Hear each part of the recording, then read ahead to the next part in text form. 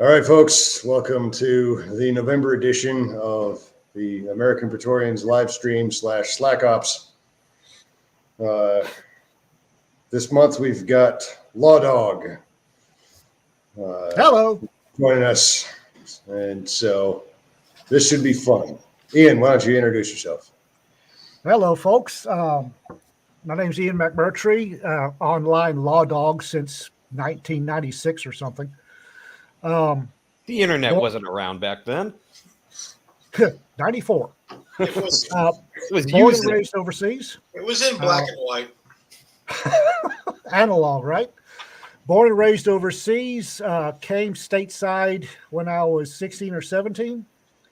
Been a soldier, been law enforcement, just recently retired, semi-unwillingly, from law enforcement. Started my third career as a publisher. Here I am. So what was the hardest of all those career choices? Because it seems like it would be publishing. They were all. The military army was hard because my father just died, and I went to a recruiter and he promised that he could send me back overseas because I'd only been stateside with any regularity for a couple of years, and things weren't panning out like I'd been promised with all of Dad's Louis L'Amour books. And I went to a recruiter, and among the many lies he told me was they'd send me back to Africa. And so, yay, Africa, along with the famous lie of the girls dig guys that jump out of perfectly good airplanes. He lied about that one, too. Okay, question. Which army was this? Say again? Which army was this? Was it like the U.S. Army? U.S. Army. U.S. Army. They told you they were going to send you to Africa. They did. Oh. This was the 90s, Mike. I mean, this was the 80s. Dude, this was the 80s. Okay, never mind. This was 85. You want to so kill I believe them, son? And the bastards sent me to Fort Hood, Texas. So it's kind of like Africa, just not the big part. Isn't it like Fort? It's what is it now? It's not Fort Hood anymore. I don't know. It's always going to be Fort Crotch of Texas to me. Adjusting to Army life was hard. It really was. I'd been dealing semi-regularly with African militaries, various stripes, and the U.S. Army was totally different. And I had signed on as a 45 Bravo, which was a small arms specialist at the time, because I really liked guns. So I figured I could learn to work on guns and go be an armorer for Executive Outcomes, which was actually my entire plan at the time. I was young. And so they sent my ass to Fort Hood, and I quickly discovered the division shop, nobody was getting out. If in 85, 86, if you wanted rank, if you wanted to promote, somebody had to move. And those old boys weren't going to give up their weekends off and holidays off at 8 to 5. So I got stupid again and transferred over to the cavalry as a 19 Delta Cav Scout. A lot of fun. Wouldn't recommend it again. Anything to get that hat, just like the Louis L'Amour book. Right? Oh, and the Spurs. The Spurs were, saw the guys in the Spurs and thought, that's for me. No. Where are the horses? You said this was cavalry. It's a funny story. It's funny that you mentioned that. I know a guy who worked for Executive Outcomes in the 90s. The outcome wasn't executive so much as it was got left to die. But this sounds like it might have been inspiration for a book. Colonel Barlow was very good, but he's very African. We're still friends on Facebook. Very, very good man, but very African. The African outlook on things, even white African outlook, is somewhat foreign to the U.S., the American frame of mind. I, for one, am shocked. I've been meaning to try and get a couple of his books, but trying to get them in print is obscenely expensive. His latest one will cost you about $200. I would really like it, but I can't cough up $200 for a book. No. Not right now. That reminds me, I was able to get a copy of Pomway Chete for like only $80. Now it's going for like $250 or something like that. Well done. Yeah. Well done. It's still For in, those of like, you who don't- my sea bags back in down in the basement. For those of you who don't know, Pomway Chete is the motto for the Sioux Scouts of the old Rhodesian military. Very good folks, but nuttier than squirrel turds. Because you can just get away with anything. I avoid the issue of having to track down the original. Are you finished? I avoid the issue of having to track down the original expensive hard copies of these books by not reading. You'll learn one of these days, Mike. Just hang in there. I have this series called Hooked on Phonics that can help you. There's a reference I haven't heard in a long time. Hooked on Phonics worked for me. Or in the Marine Corps, we call them MCIs. So, I was lucky enough to be personally instructed by the commanding officer of the Sioux Scouts in like human tracking and counter tracking and all that stuff. So he was telling us stories. I was like, I need to look this stuff up. So then I went on to like Abe's books and found Pomway Chete. There's Daily Scott. Yep, David Scott. Real good.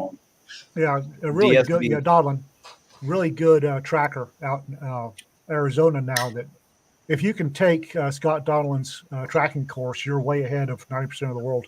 Yeah, I learned from. It's also great learned to from hear guys who British learned. history from him because it's not the British history you hear anywhere else. No, yeah. What were you saying, Pete? I learned tracking from some guys who learned from him.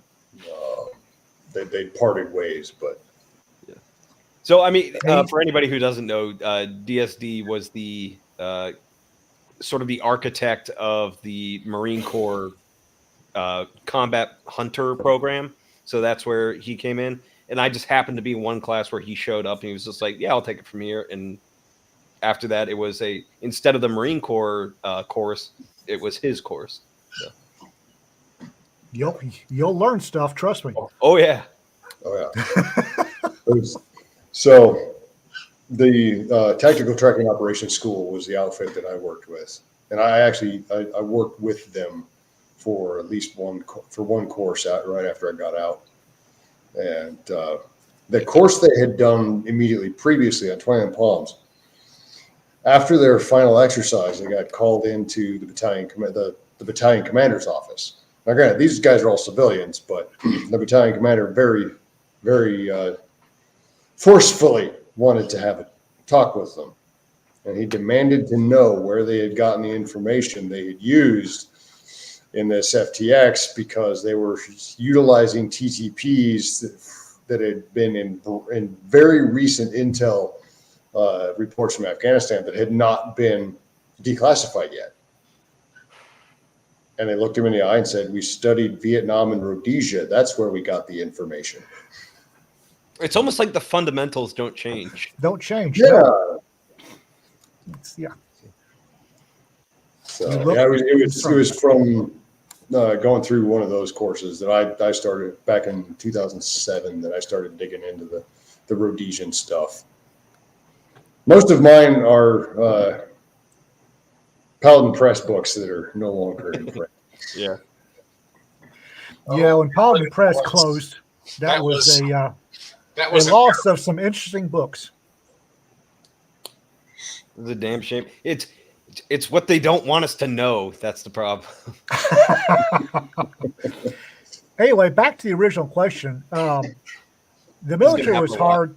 Yeah, the military was a bit.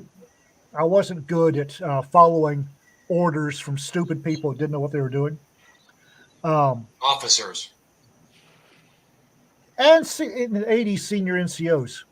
And honest to God, I thought those guys would actually know what they were doing. And I did. And here I am, went in as a PFC. And it's like, why are we doing this? This is stupid. And I managed to lower Fort Jackson by about 6 feet doing push-ups because apparently you can't shut me up when I think I'm right. I think Rita tells me I've gotten better, but I'm not so sure about that. So you're saying they're wrong? Law enforcement I was quite aware, raised in Africa and the Middle East, I was quite aware of the 10,000 ways man can be inhumane to man. Haven't seen it up close and personal. But in Africa, it's impersonal brutality. You do the long sleeve, short sleeve to get an outcome. And in law enforcement, I was finding that folks were being brutal personally, and that's a whole different kettle of fish. And I was low enough rank. I got out as an E6. I was low enough rank in the Army. I didn't actually have to deal with politics. Whereas when you work for a sheriff's office, it's all politics because in Texas, the sheriff is an elected official. So everything you do involves politics, and I suck at politics. I really do. My last sheriff found that quite amusing when I stood up and told the elected county judge, who's the executive officer of the county, that his idea was fucking stupid. And he asked me afterwards if I knew that you're not supposed to do that. And I said, yeah, but I wanted to get the point across because this was a really stupid thing to do. So dealing with politics, I understand it. I understand politics are necessary. I'm just not good at it. So that made the job really hard. And then the whole publishing thing, I don't know how to do it. So I'm learning. I went into this at a dead sprint and ran into a wall. So it's difficult because I don't know what I'm doing, but I was smart enough to get C.V. Walter and John Hayden who are both of them are geniuses at this, to actually help me along. I'm still not real sure what I'm doing. Well, it doesn't help that some of the systems that independent publishing has relied on for the last 10 years are kind of eroding and falling in under their own dead weight at the moment. He's got some experience with that himself, unfortunately. What was that, Mike? I said Pete's got some experience with that himself, unfortunately. I think a lot of stuff that self-publishing and independent publishing does is due to the dreaded "that's the way we've done it," which is a phrase I loathe. It usually means that we don't know why we do it. We're not thinking this through. We're just doing it, and that's never the good way to do things. Have you considered the opposite of this is what Amazon's pushing right now, therefore get on board? I'm not sure Amazon actually knows what to do. I realize it started out as a book selling business, but I don't think it actually knows what to do with indies. No, it doesn't really. And like I said, it's really starting to look to me like that algorithm that everybody's relied on for 10 years. If you play the algorithm right, then you'll make your money. But it just kind of seems like it's starting to fall apart. Well, it would. And quite honestly, the self-publishing business, when Amazon started self-publishing, is light years different than it is now. It changes. It's evolved. And their idiot algorithms haven't. And the idiots in the Amazon head shed over self-publishing, indie publishing, I don't think they know. It's, oogie boogie out there. There's indie authors and we make money, but oogie boogie. Well, I think it was either Nick Cole or Jason Ansbach who was telling us that like people at Amazon are saying it's like we have like terabytes and terabytes of code that was written before any of us started working here. We have no idea what it does or like how to change it. That happened just last month. The paperback for Always Legion, some algorithm decided that it didn't like the fact that the character's helmet was in front of part of the Order of the Centurion title, and so it wouldn't publish it, even though every other book in the series has the same sort of mechanic on the cover. And the people at KDP Print were like, "We don't know how to turn this off. We don't know what's going on." We ran across one that one of the last couple we printed out or we published. The digital book was great, but we had a hang up in the print. And it's like, okay, what's wrong with the print? Well, it doesn't match this. We don't like it, but you liked the digital. Well, that's the digital team. The digital team is like in West Bumfuck, where the print team is in East Grostarkia, and they never talk. It's like, okay. See, I think from Amazon's perspective, they don't know what to do with their indie publishing, but they don't have to do anything with it. Like, you guys do all the work, and you get a portion of the money, they get most of it, and toil away. They don't care. I think they figure if they ignore it, it'll keep making money for them, and they don't actually have to do anything except wave platitudes at the indie authors, and they'll keep making us money. We don't know what they do. They're kind of scary. They're feral, but they make us money, so we'll put them over there. Okay. And I assure you, those cats are domesticated. And if any of you swear off of it, say, "Well, I'm not doing this anymore," there's a million wannabes out there. Oh yeah. So it's like, or there's 10,000 wannabes with 1,000 AI, programs churning out schlock. Yeah, somebody's going to buy it. That's going to be a thing too. People order from Wish. All right, like you can do an AI book and somebody will buy it. We chart fairly high every time we do a release, except in fantasy. The fantasy anthologies and shorts, we never chart very high. And I quickly figured out why. Coop was talking about the AIs. Every time we get on the fantasy shorts or fantasy anthology new release, the last time we were there, we were like number 68. And of the 67 between us and the top, they were all the same black and white cover, the same font title of classic hardcore porn phrases with added punctuation, added periods and dashes, so it wouldn't trip the censors. Same title, same, oh daddy, whatever. And there were like 60 of them. And I went back and looked, and each author had uploaded like 20 of them on the same day. There were like 4 different authors. Each one uploaded like 20 of them the same day. You can't tell me. Disgusting. Where? Fantasy shorts. Trust me. Go to the fantasy short new releases, and you can't miss them.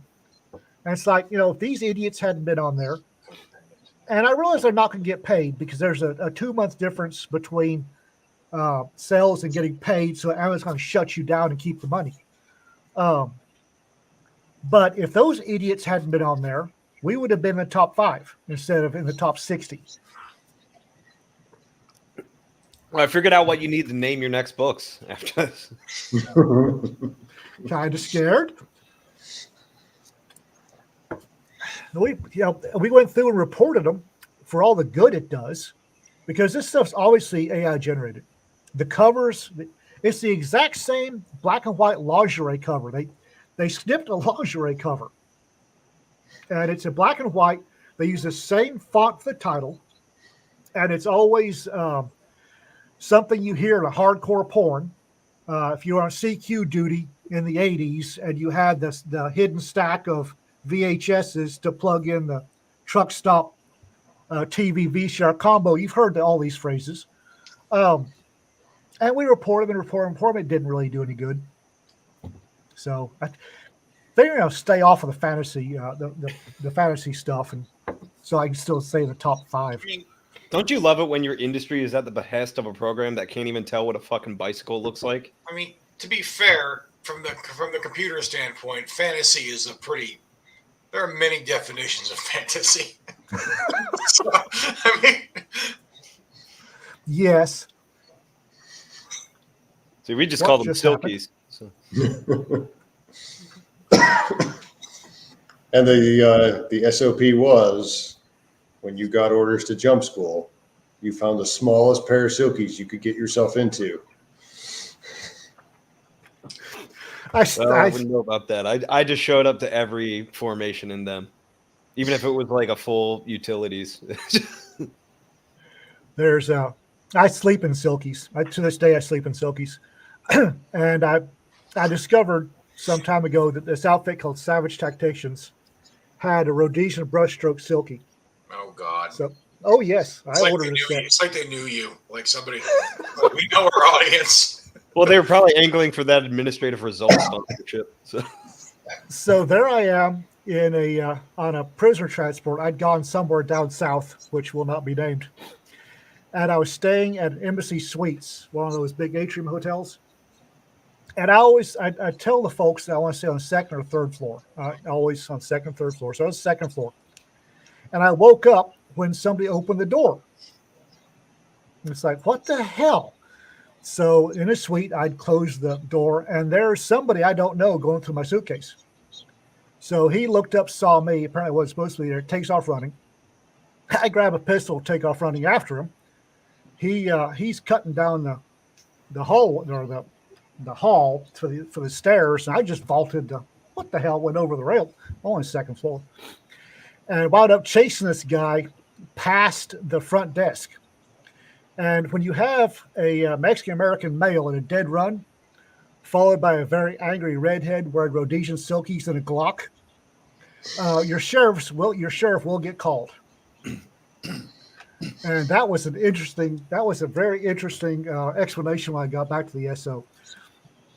So that reminds me of a meme where it's like what you think you look like when you're investigating a sound at night, and he's got like the full MVG's helmet, all the plate carrier, full battle rattle, and it's like what you actually look like, and it's like a guy from the 70s in like a wide collar polo shirt and no pants and like tube socks, and he's just got a gun.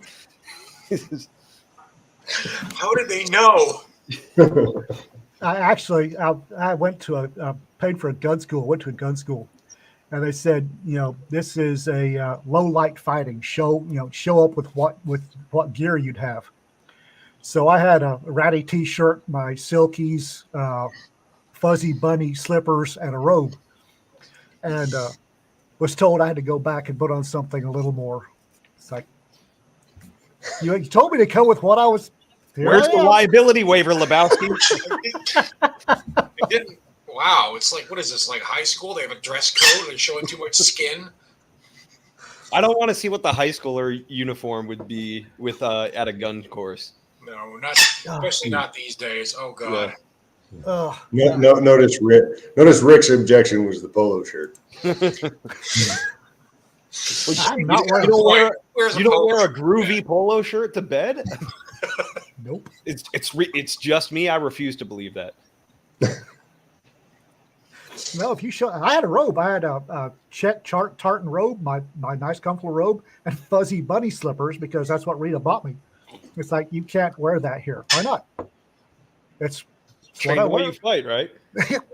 You said show up with my low light stuff. There I am. My earballs. They're screaming in my ear. Yeah, somebody mentioned sword and sorcery, urban fantasy, and like Stuck Stepsisters all qualify as fantasy. We were just having a conversation about why is anything, it's just modern day, but with fantasy elements, it's called urban fantasy, even if it doesn't take place in an urban environment. It's like, I don't know what the reason behind that is. I can take a few guesses that they're all conspiratorial, but like if you have a modern day, like if Justified were set in a fantasy series, would that be urban fantasy or would it be like cowboy fantasy, campfire fantasy? Like what would it be?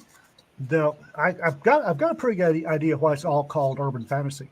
Shoot, it probably lines up with one of my theories. Did anybody watch Cast a Deadly Spell on HBO back in the day? No. That was one of the first, what we refer to as urban fantasy magic in modern, semi-modern day times. And the major part of it was gumshoe, noir. And then you had that, and it was, you had the gritty gumshoe detective in a world with magic. And then Jim Butcher did his Dresden, which was the gritty gumshoe. So the fantasy but in magic Chicago. part. Yeah. The magic makes it fantasy, but the noir makes it urban, is my guess.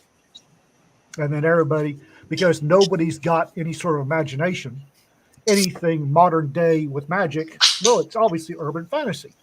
They never think their way through what they're doing. As I pointed out, that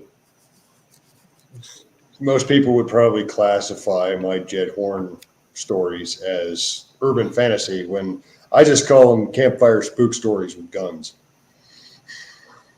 Which is how most campfire stories are supposed to be told, by the way. It's not as concise, but it is very descriptive. I mean, if you're setting up a campfire and you don't have a gun, like, I mean, urban fantasy is really vague. Let's be honest. I mean, you talk to somebody who's not familiar with the genre, it sounds like a porno, right? Well, that's because most of them are. It's just like vampire smut stories, but they take place in modern day rather than the Renaissance. So. I did a short story for one of Jim Curtis's anthologies, based entirely because I was on a prisoner transport down to Houston, and I was bored, and I'd gone into a bookstore, and every freaking cover in the science fiction fantasy was some half naked chick with a tattoo and a dagger. Every cover, every stinking cover. So well, if you take away the hot part and give her a bow, you have every Sony release for the past couple of years of video games. So. That point. So I did a short based off getting irritated at that. It's all tight leather and a tattoo and a dagger. It's blonde, brunette, redhead, leather, steel. Good God. Honestly, what was that? What was that video game? It was the redheaded vampire chick with the swords. It was popular in like the late. Blood Rain. Yeah, Blood Rain. I blame it on that. Uwe Boll made a series of god awful movies based on that too. Honestly, the only reason I had Uwe Boll movie, he's never made a not god awful movie. I was about to say it's Uwe Boll. I mean, I think they were bad even for him, though. It's like his masterpiece, his magnum opus. I don't know. Ouch. Bad for him. My awareness of Blood Rain came from the Uwe Boll movie in Iraq. I've never seen the movie or played the games, but I've seen 2 Uwe Boll movies in the theater. So I got that going for me. But I want to jump on what Pete just said. Have you ever noticed that like people in the military just have like the worst taste in movies? I'm not sure it's so much so much bad taste as not giving a damn as long as it's something to divert you, and it was cheap at the Durka store down on the corner. I'm not talking about like overseas. Overseas, you'll watch anything. We were reading Playboys legitimately for the articles because we got bored with the photos. But yeah, like, the phrase reading Playboy for the articles isn't that far off if you've been in the field long enough. Oh yeah, and it's the same articles. You could like quote them verbatim, but you're just like, what else am I going to do here? But I told somebody did that one time. I said, you do realize that Playboy actually had some pretty good articles back in the day, and they did. They had some horrible ones too. It's like whenever somebody, like, there's some actual good journalism there. I was like, is it though? It wasn't all of them. It really, but you could occasionally find some pretty good articles in there. Like Yeah, you when know, it was like once a written run by you a can find it. special guest author, though. It's like Yeah, it's not their exactly. usual staff. But which got no, it's like even back in the barracks, back in Garrison, like guys were like, yeah, man, I just got this movie. Let's watch it. It's awesome. And it's like it's one of the dumbest fucking movies ever. Or it's like the most basic bitch, mainstream thing that is by all accounts absolute trash. It's just you're told to like it, and it's like a chick flick. And guys will come back from the field and just be like, "Yeah, man, let's watch it. This is one of the classics." Not bad. Yeah. Not bad. Like, Yeah, wow. I got co-opted into watching what is it? That fucking musical, Pitch Perfect, because the entire EOD shop in Spangdahlem was just like, "Oh, you got to watch this movie." And I watched Pitch Perfect. And I'm like, you guys made me watch a musical. This Dude, is a musical. One of my boots literally played it every single day that he was deployed. How did he not get I a gotta blanket? respect the commitment to the meme at that point. You're just like, And We're over there playing craps, and he's like singing along to this acapella shit. We're just like, Otero, what the fuck? how was he not held down and beaten with soap and socks? He was. He still watched it. he just had a song about it now. Ugh. The other thing is the translation of the vernacular into movie quotes. When I first got to battalion, I had to go watch Boondock Saints. I had not seen it before I got to First Recon Battalion, but I had to go watch it just to understand what was being said about 75% of the time. Yeah. Oh yeah, that was us. And quotes from Hot Rod. Have you ever seen that movie? Coop, like you said the other day, that thing where you meet somebody, but you think they're funny, but they just quote things that are funny at the time. Yeah, that was. But before the internet, that was all of high school and like middle school to a degree, where it's just like the funny kid in the class wasn't actually funny. He was just quoting a funny movie all the time. In the military, like back when I was in the Army Guard 20 years ago, it was, Anchorman, Family Guy, and yeah. God, Anchorman hadn't even come out yet. I don't think. This is It was like 05, wasn't it? No, this is like 2001, 2002, 2003. Just you don't really need to put a date. Just say The Simpsons.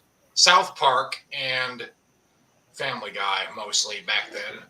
Simpsons are already starting to go downhill. Back, I quote Simpsons more now than I did back then, and I haven't even seen an episode of The Simpsons in about 20 years. As it's a style of the time. I think today the sheriff's office, before I left, the most quoted was Archer.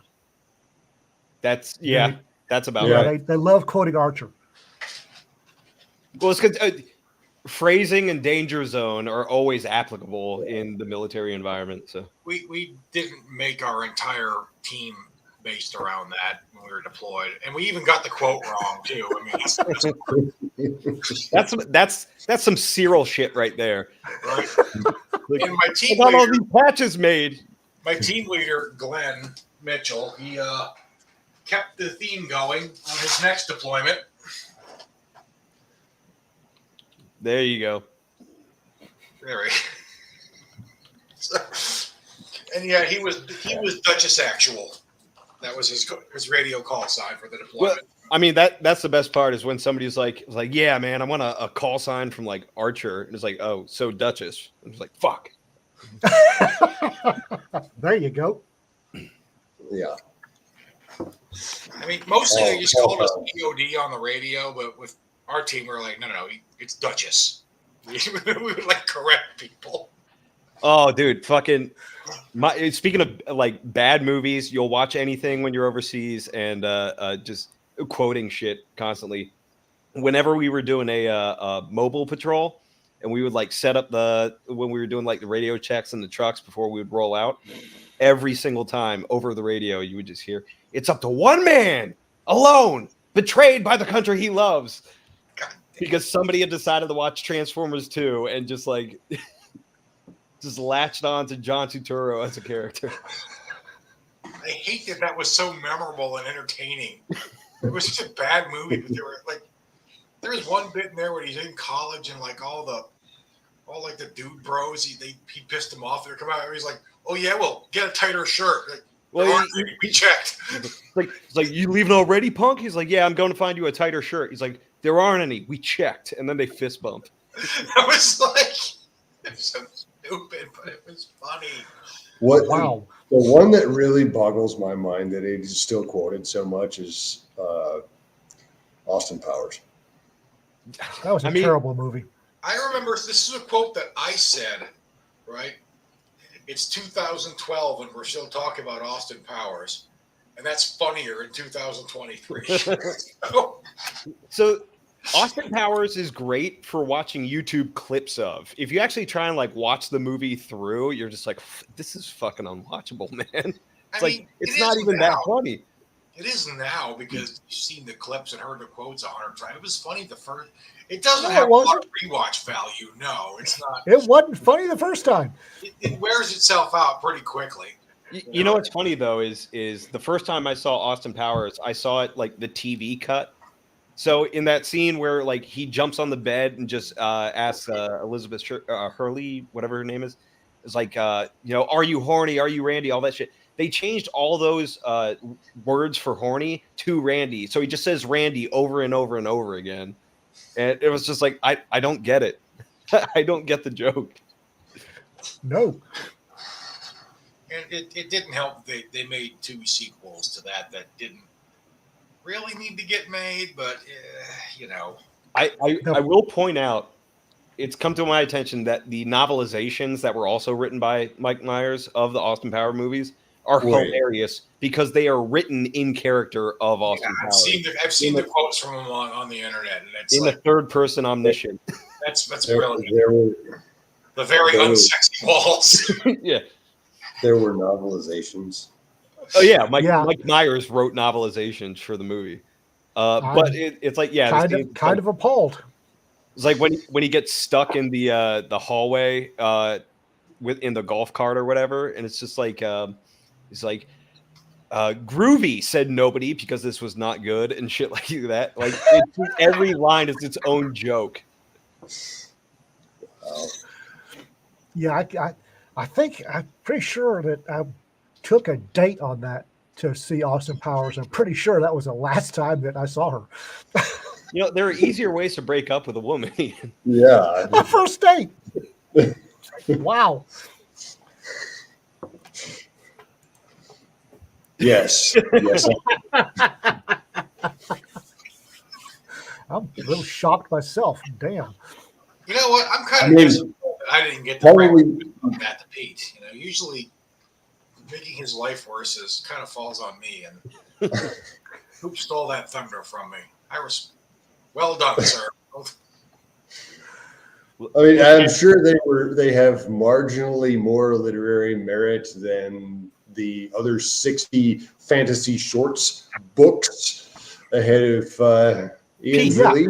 Exactly. Don't hold back. They have more literary merit than most of like the top 100 list at this point right now. Okay, like 70 Shades of Grey or whatever the fucking new sequel is trash compared to the Spy Who Shagged Me novelization. Okay, talk about damning with better faint love story. Damning with faint praise there. That's the whole 50 Shades thing was. Being law enforcement during that was not good. Oh God. Oh man. I can't imagine the house calls. Do you know how many? I called Smith & Wesson and I got a bag of 20 handcuff keys finally, because we were having about once a month we'd show up because somebody, either the handcuff key had broken or they'd lost the handcuff key.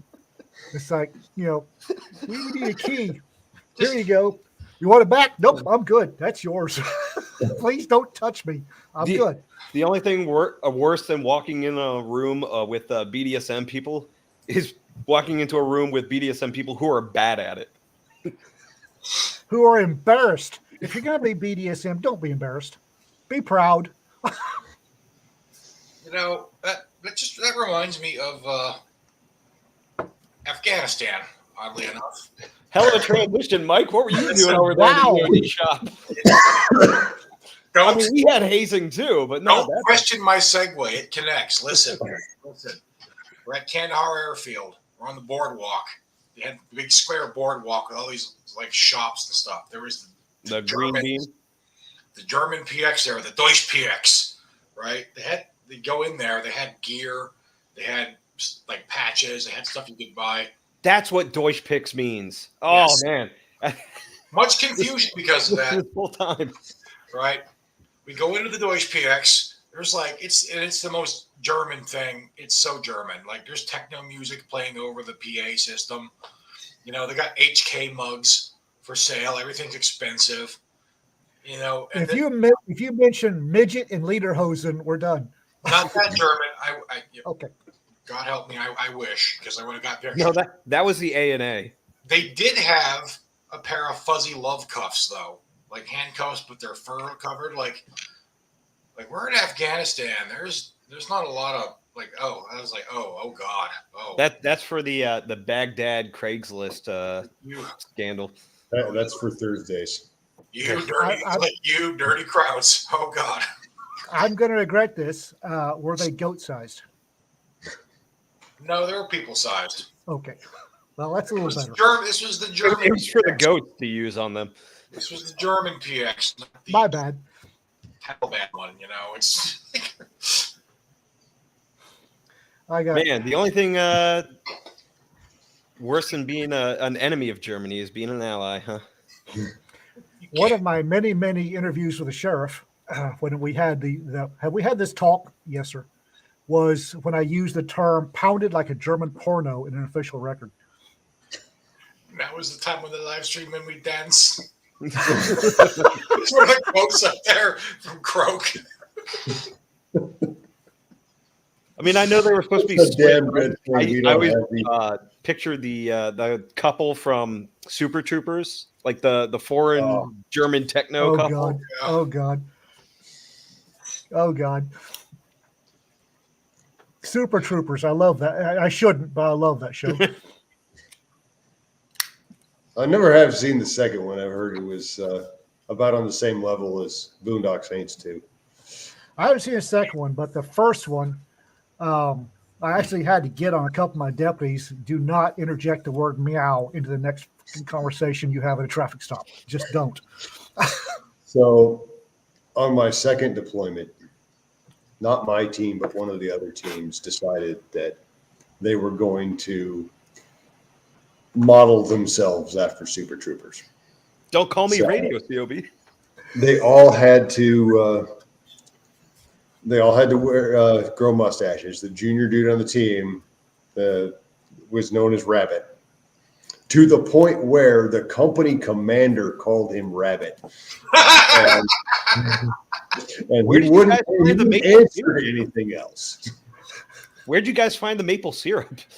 Oh God! Oh, I have witnessed the maple syrup challenge. It was not pretty.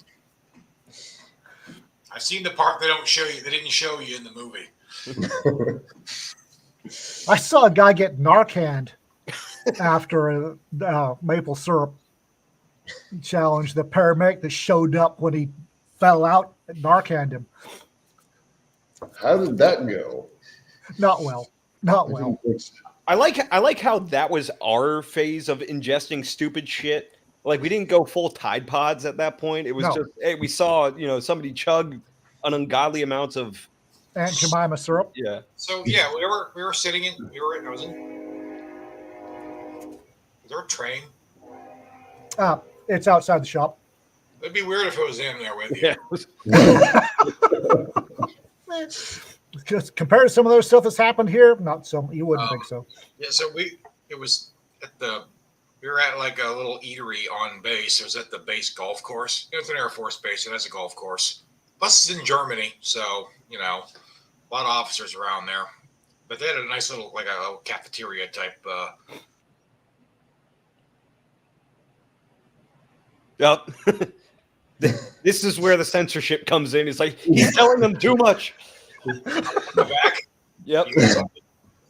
The officers, The Germans didn't want shut you spilling the down. beans. Right? Yeah. Well, Got yes. their eyes wide shut golf club. The Germans have more control over the internet than we We're thought. having our shop breakfast like we would do that on Fridays usually. And then the flight chief, right? He's a damn E9, just takes the bottle of syrup, like a half bottle of Aunt Jemima, and slams it down in front of the guy I deployed with. And like, give you $20 if you drink this. And then everybody else started throwing money in, right? So on one hand, he got enough money to buy an iPad. But on the other hand, Instant the white man diabetes. had to come in and make sure he wasn't going to die. His pancreas was crying in the shower. He spent the rest of the day kind of in the fetal position on this. So it wasn't syrup, but No. another dude I knew at dive school decided he was going to do the gallon challenge. We did that in like the recruiting office. Like we got all our dumb shit out of the way even before joining. The instructors actually were the ones to talk him down from trying to do it with chocolate milk. Oh God! Oh, bad idea. See, Yeah. but these kind of stupid human tricks started to get out of hand. They had to get shut down when somebody, in like the base newsletter, somebody was advertising like a gallon of breast milk they wanted to give away. We were like, no, this has gone too far. I didn't know they had Discord back then. 2013. It's like, is that a Tumblr ad? Ugh. Did they make ice cream out of it? That the ad went unanswered. I think that was, but yeah. We made a guy do the like tablespoon of cinnamon challenge. Oh, that's cruel. Yeah, but the funniest part about this is he is an African immigrant, and so like he's cussing at us in like Bantu languages and shit. Ah, boy, You should not be ashamed of yourself. This is disgusting. When I got back from EOD school, all the new guys, when that first time they'd go on a range clearance mission out there, they'd go to the little there was like a little club, enlisted club at the range base, and they'd try to make all the young guys drink up what they called a prairie fire. It was like half vodka and half hot sauce. And from what the older guys told me, the shot got bigger and bigger every year. Well, I didn't drink. And that wasn't uncommon where I was. So my shop was in Utah, so like half of them were Mormons. They didn't drink either. They were like, "Oh no, you have to just drink a whole big cup of hot sauce." I'm like, I'm not doing this. This is stupid. It's No, hot sauce and grape juice, Mike, not wine. Ugh. Look, I'm not chugging. I'm not going to chug a cup of hot sauce and throw up for your amusement. Like, no, this is dumb. See that's why everybody would like chip in the money, like you were saying earlier, is because you can get a lot of enlisted personnel to do What's your stupid shit for money. price? no kidding. No kidding. Ugh. Now, nobody ever paid us to get fucking launched off a third deck wrapped in a mattress, though. That was You got paid in pro respect bono. from your peers. Yeah. So you No, I'm not no, sure. I'm not sure respect is the word you're looking for. I will say we had a hurricane come through like right after my unit got back from Afghanistan. This was on our first tour. So everybody gets back. We get put in these condemned barracks and that shit. And then course. Hurricane Irene rolls through. And Jacksonville, North Carolina, it's right on the coast. We're going to get hit.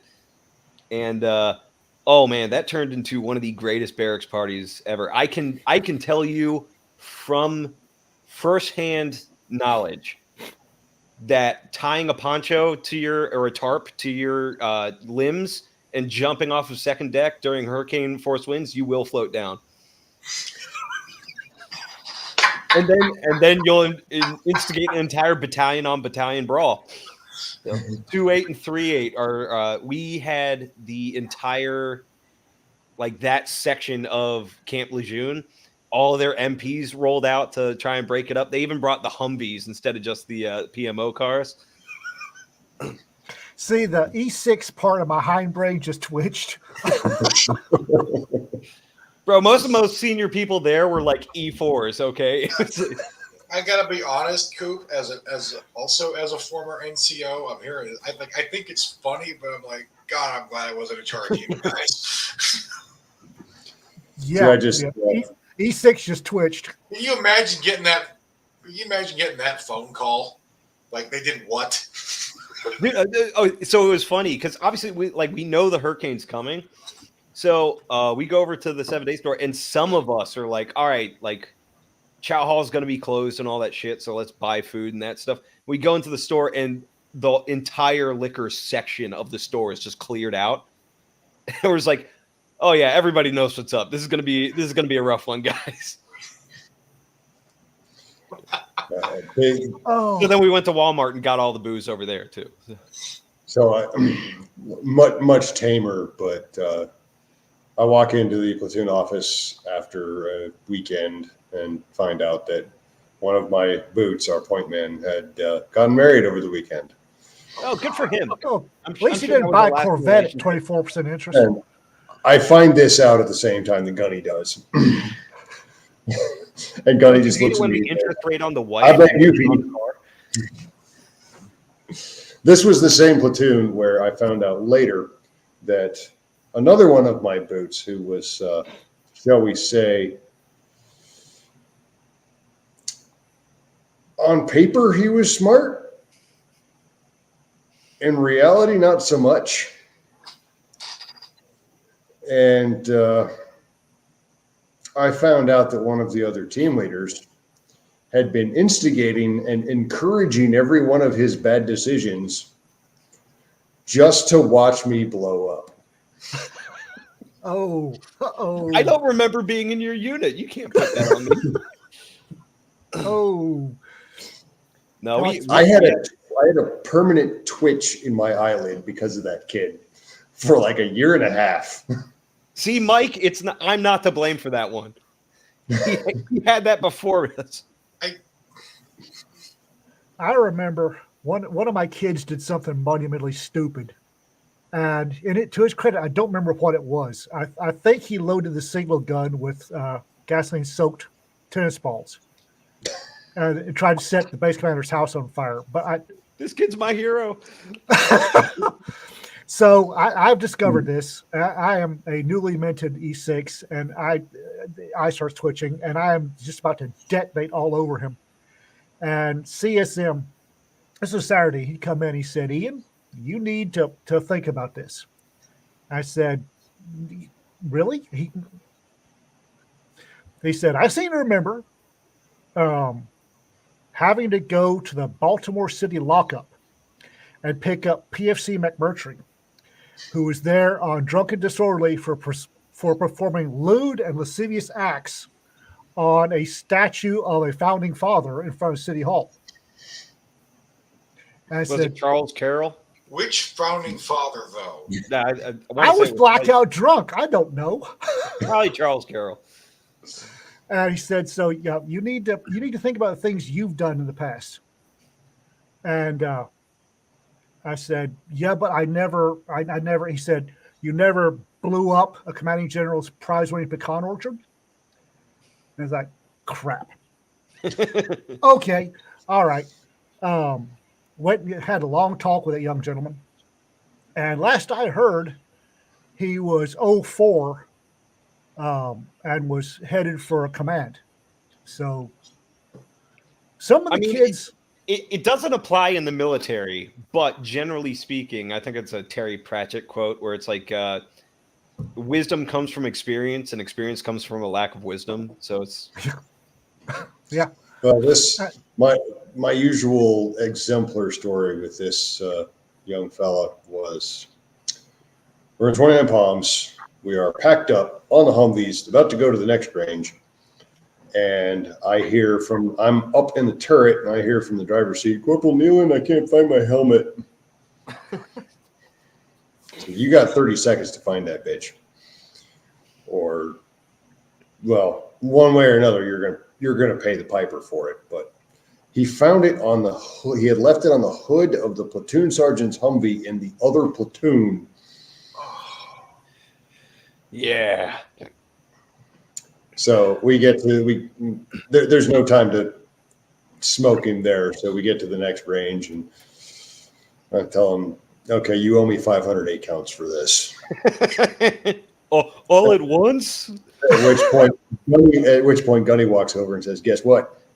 You owe Pete 500 8 counts and you owe me 500 8 counts by the end of the day. There you go.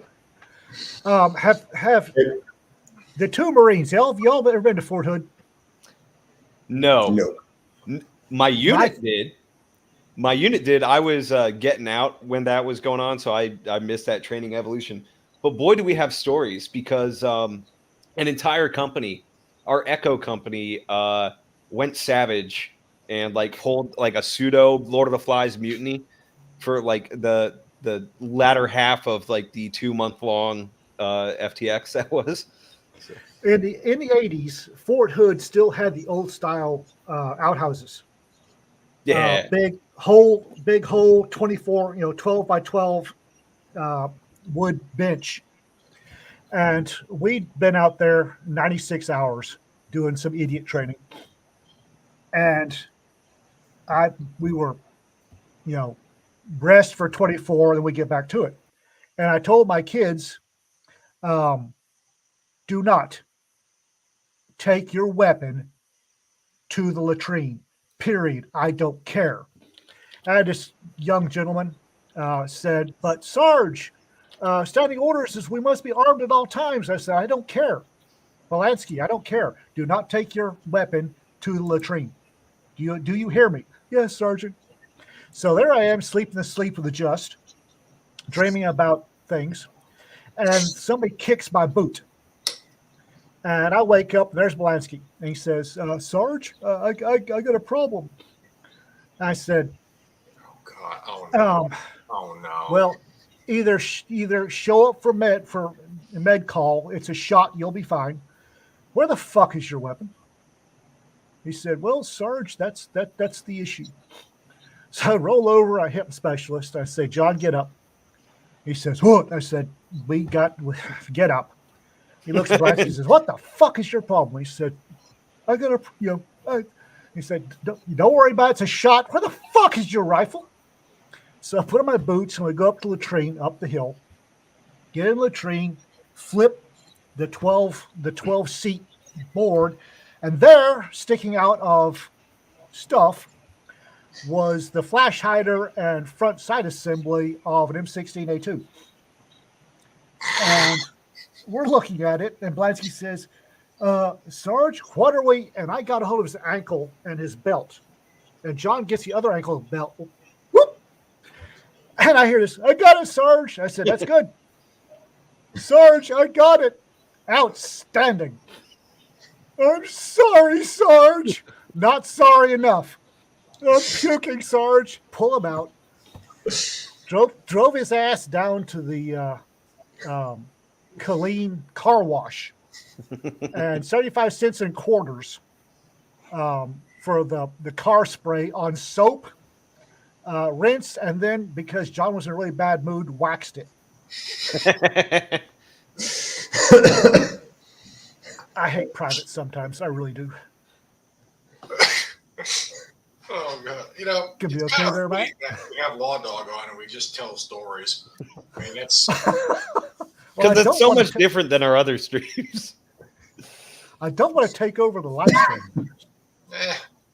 No, this is great. This is what we're here for, man. It's just we actually have a topic, though. I mean, other than, hey, it's LawDog.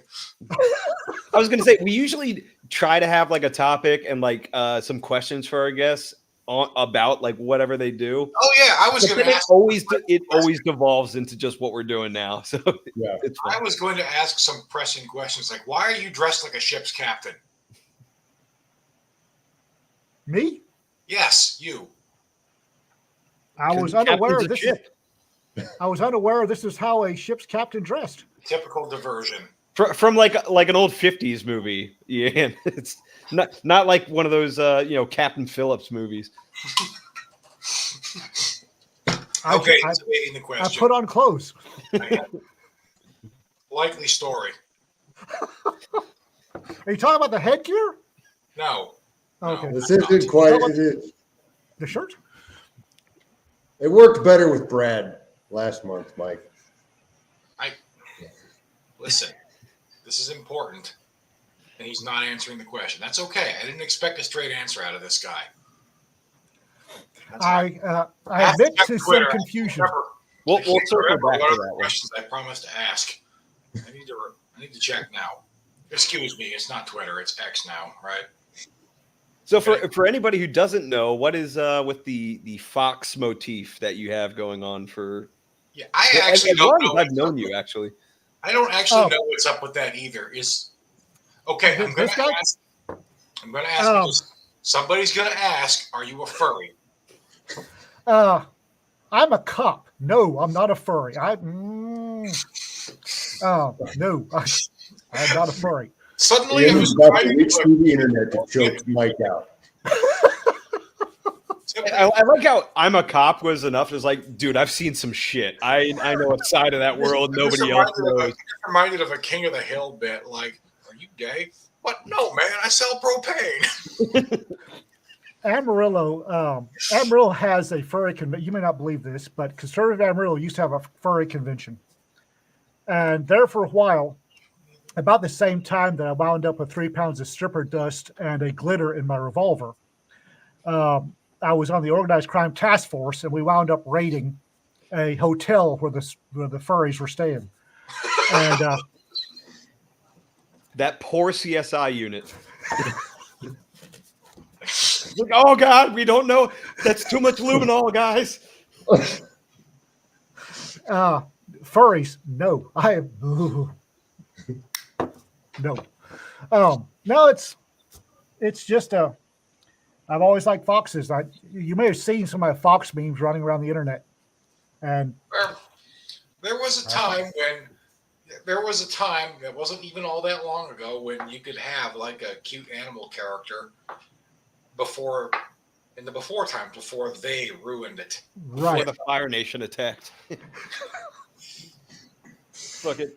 Oh no, it's terrible. Which got as a kid, one of my favorite movies to watch on VHS, until I think we did ruin the fucking magnetic strip of that tape. But it was like Disney's Robin Hood, right?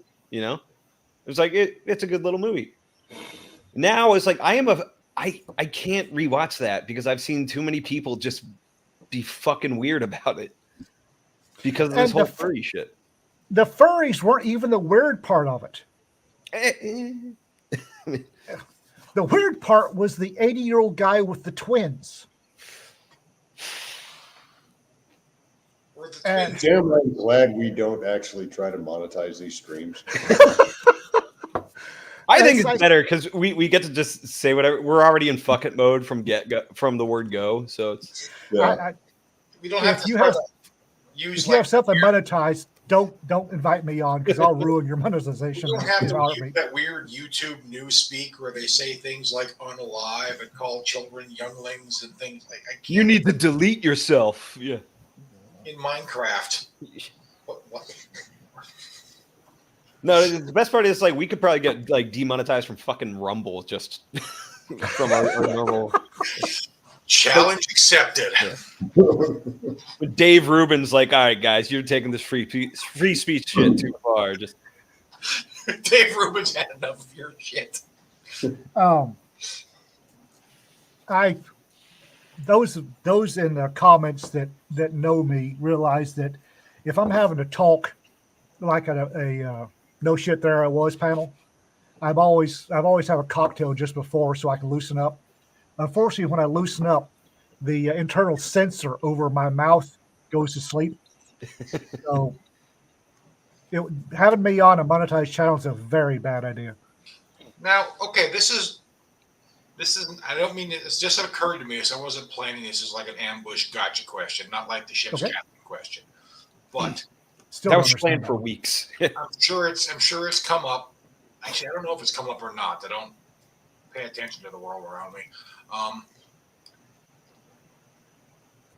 Do you embellish all of your amazing stories, or is that actually how they went? Because I want you to know ahead of time, though, this is not a judgmental question, because the point of telling a good story is to tell a good story. How truthy it is secondary to whether or not it's a good story. So, I will. The most unembellished story I have is the pink gorilla suit story. And actually, that's pretty much dead on what happened.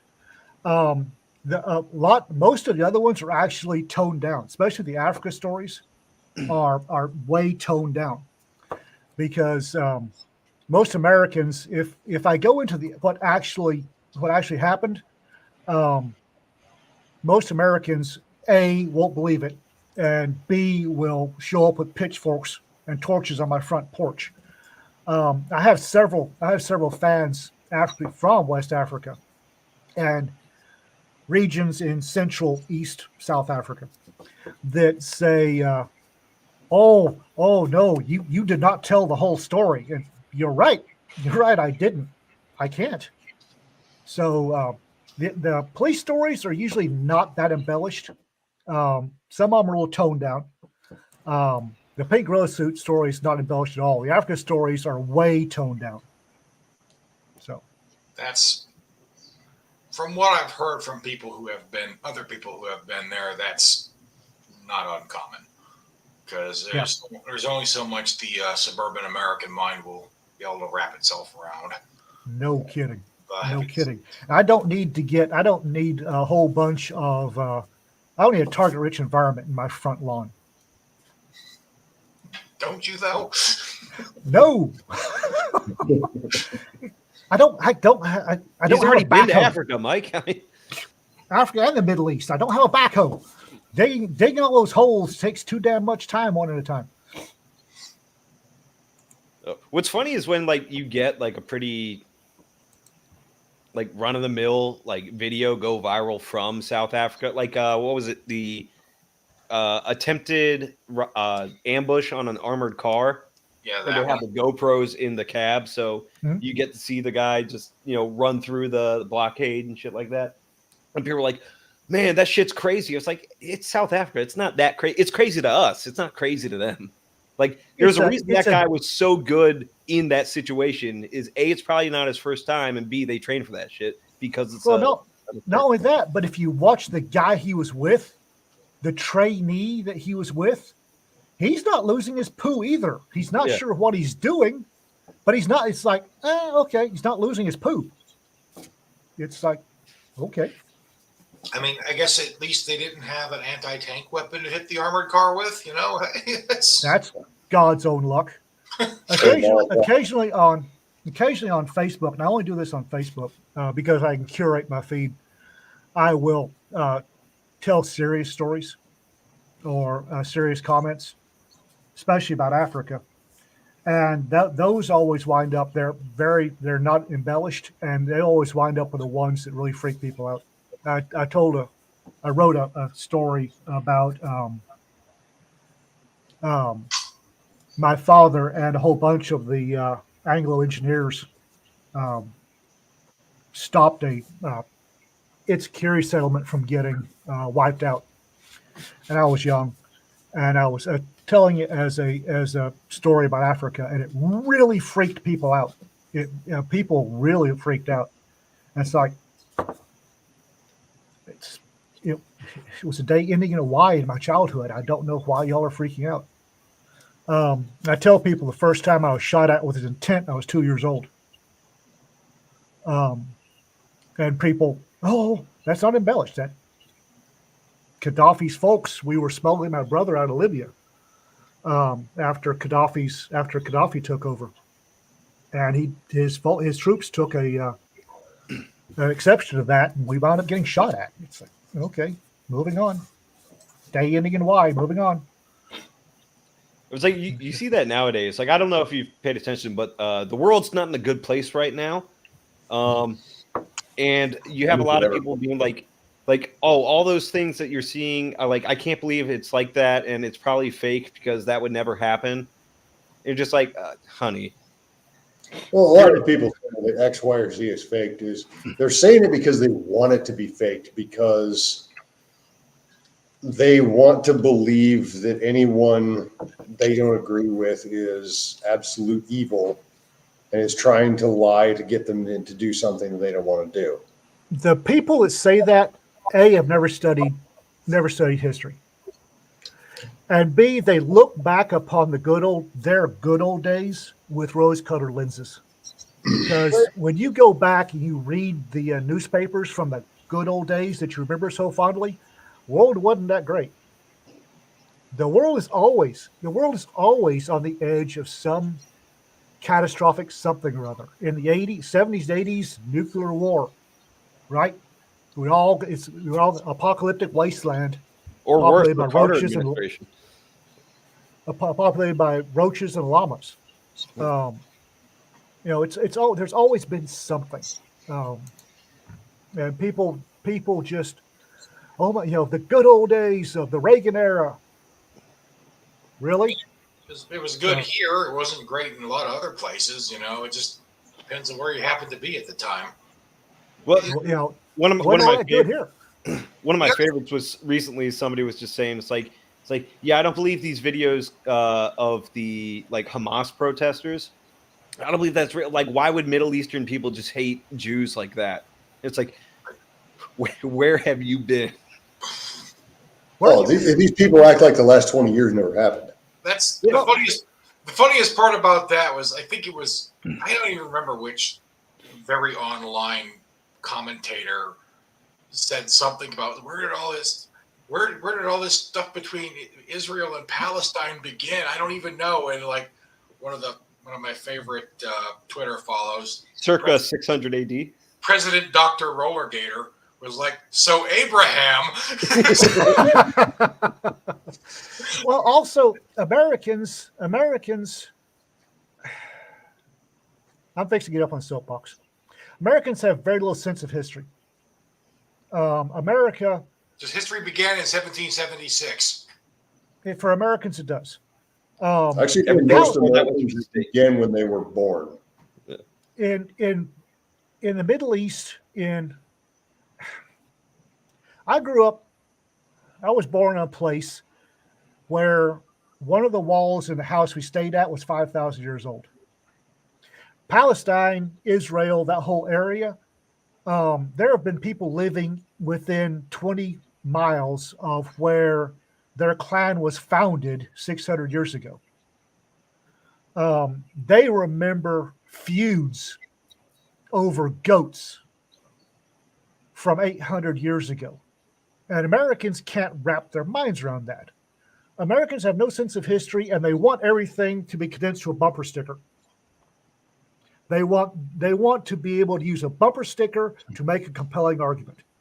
And the world is not because that for the simple. longest time they only had 240 characters to get their whole political campaign across. So they want to be able to quote a bumper sticker and shut down the argument. Yep. And granted, there are some things that are black and white in the world. There are some things are black and white. Not a lot of them. And a lot of the other stuff, it's like, okay, do you want the undergraduate or the graduate degree debrief on this? Because you pull up a chair, it's going to take a while. And if you can't sit there and listen to a 15-minute condensed process of the situation, most Americans won't.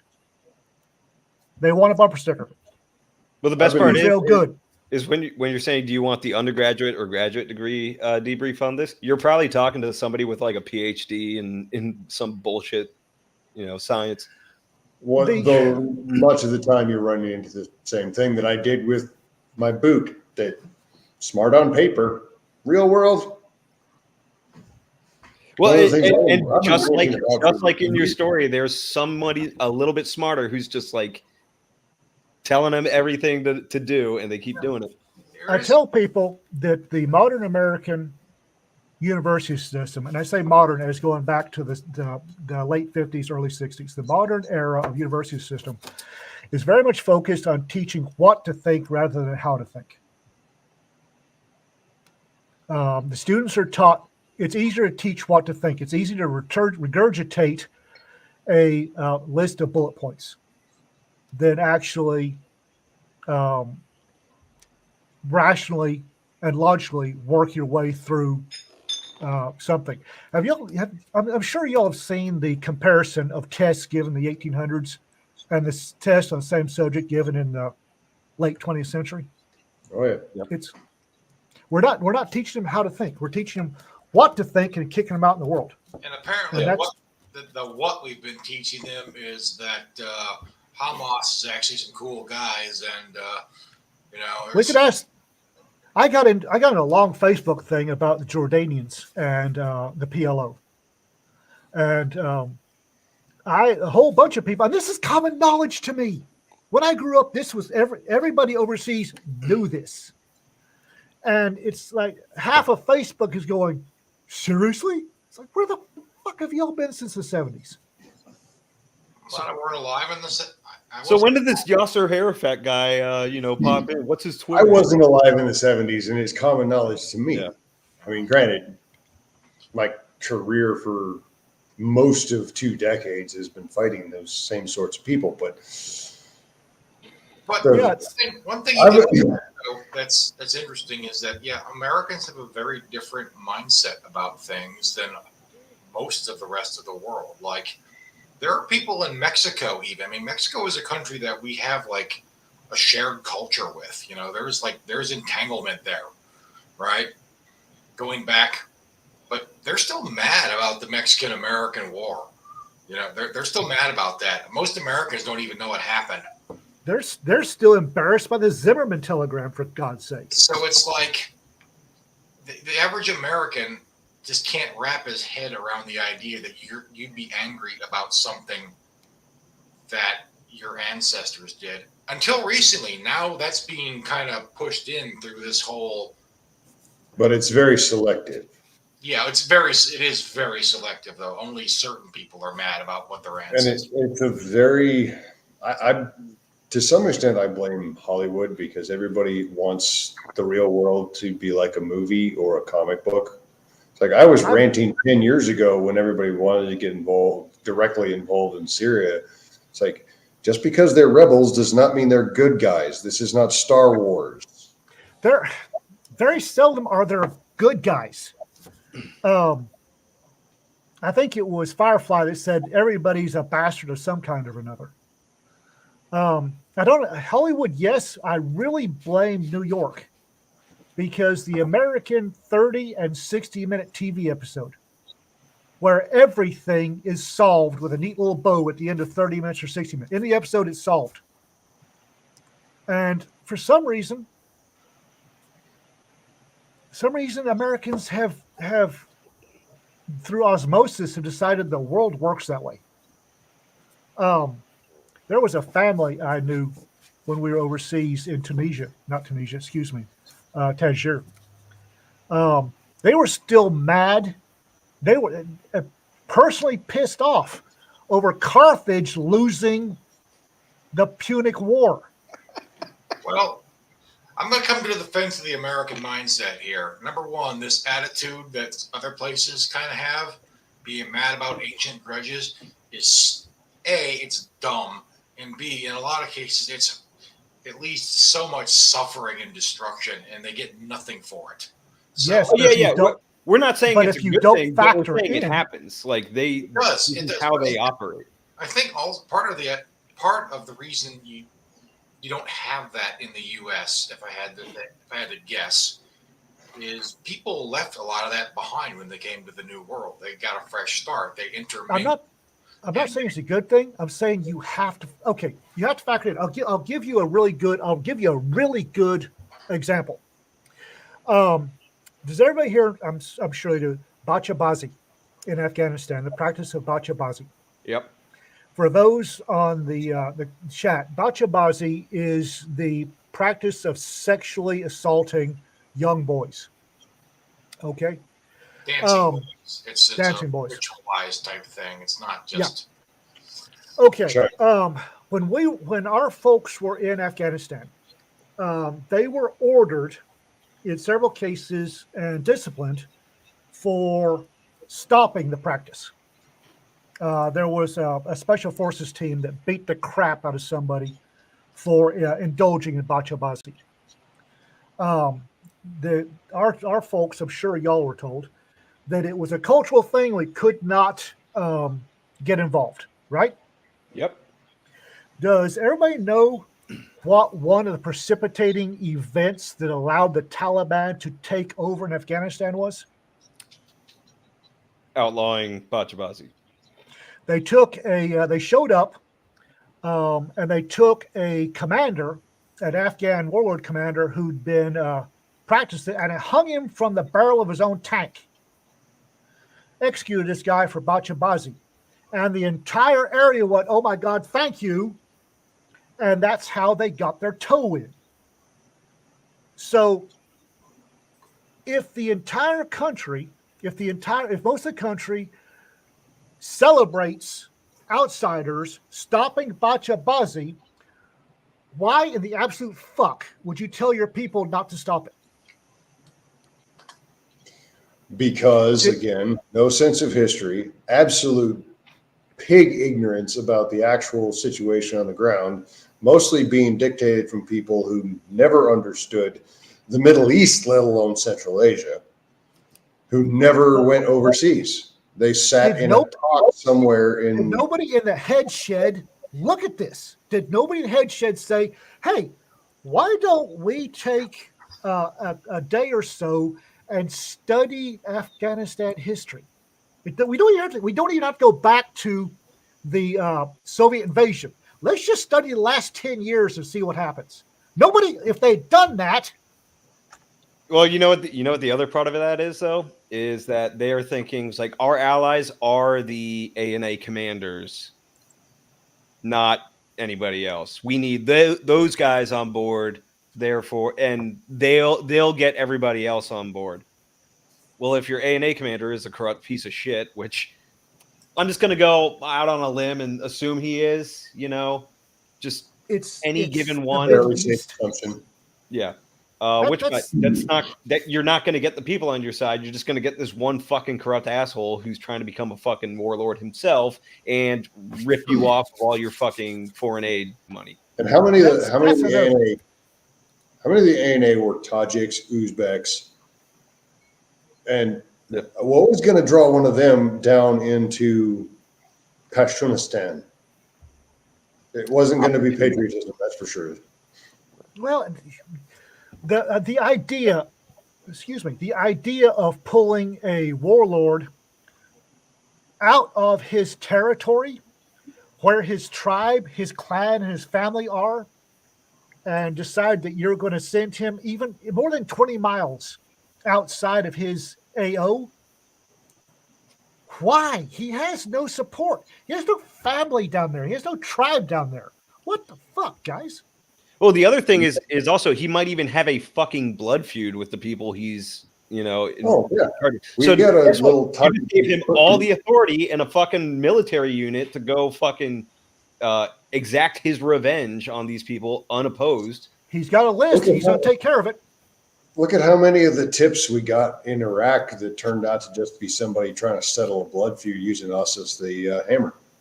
That's another thing. Hey, those guys over there, yeah, they're fucking, they're working for the bad guys. They just happen to I owe money to them, but they're also bad guys. Or they disgraced my sister 20 years ago. Yeah, that's another thing. Is Americans believe the entire world is like America. The Americans believe the entire world is white Anglo-Saxon Protestants. Outside of maybe Europe, and I seriously doubt, the world works on bribes. The world works a certain level of acceptable corruption, which Americans cannot wrap their tiny little minds around. I tell a story about the time my 6-year-old brother tried to bribe a DPS trooper. And that's funny. Yeah, but this is the way the rest of the world thinks. You can't show up in Mali or Yemen and expect everybody to secretly want to be squeaky clean. No, there's always going to be corruption. You just need to wrap your minds around that. It's so ingrained in those cultures. So they treat it like we do our tipping culture. You know how like the rest of the world doesn't tip. Oh, it's such this weird American thing. It's like every government official or law enforcement officer or peacekeeper or whatever in a foreign country, generally they are paid absolute dog shit for their salary because it's expected for them to make it up through bribes. Like, not only that, but my father told me one time that bribes in Africa were like taxes. Only he knew where his tax money, when he paid the official, he knew where his tax money was going. Yep. He said the only difference between America and the rest of the world is we bureaucratized our bribes. We call them taxes. What's interesting, I notice, is that like the people who imagine themselves to be the most sophisticated and educated and cosmopolitan and all that, they're often the ones who think the world is just like them more than anybody else. Like the guy, there was a guy on Twitter talking about the world with globalized media and shared cultural norms.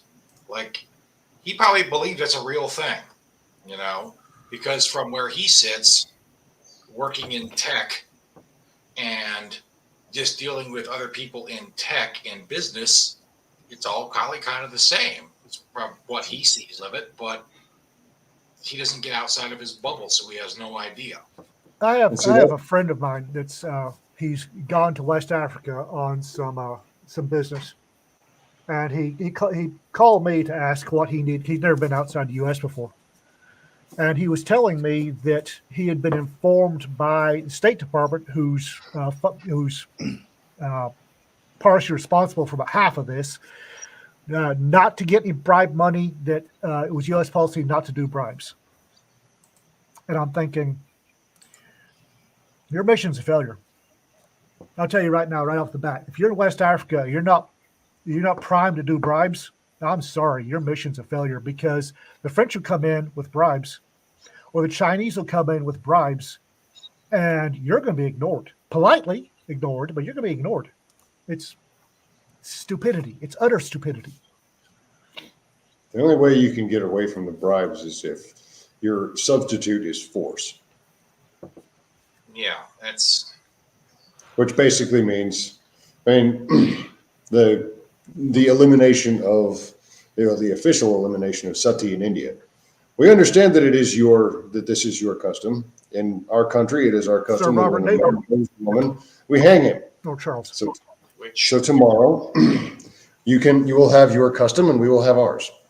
Which kind of, to not quite that dramatically, but to a certain extent in the U.S., that's kind of what happened with a lot of like there's like a trope now, the old meme about like the crooked sheriff in the small town that used to be a thing more often than it is now. That got cracked down on over the years because. Tell you about the crooked sheriff. Talking as somebody who's been a sheriff, is a crooked sheriff. If you have a crooked sheriff, I will guarantee you have a population that approves of said crooked sheriff. Such cases, but yes. Pete was talking about, that's Sir Charles Napier. He's talking about Sir Charles Napier is a fantastic study. He did bring it into city. He also got bounced out of the British Royal Army and the diplomatic corps, because he had this idea that the Indian sub-officers, the lower commissioned officers, were just as good as the British ones, and should probably be given command of the British ones, of British troops, because they could do it. And he's a very fascinating read. If you can get he has I forget what the name of his book is. He wrote a book regarding how things should have been handled in India, and for a read from Victorian times, it's fascinating. It's in my library somewhere. For some reason, it reminds me of, there was this sort of trend a couple of years ago. It was like military vets from America were going to go over and like fight poachers in Africa and that shit. And it's like, oh I yeah, remember we're going that. to provide so much support for like the local, game wardens and rangers over there. It's like, you have absolutely no idea how unequipped for this you are and how equipped for it those guys are. Like, they've been doing this all their life. This is their home. They've grown up doing this shit. You haven't. You've done a couple of tours in the sandbox. It's like, I mean, you might have better training than they do, but it's not like your training gives you more hit points. You don't. You're still. it's not even that.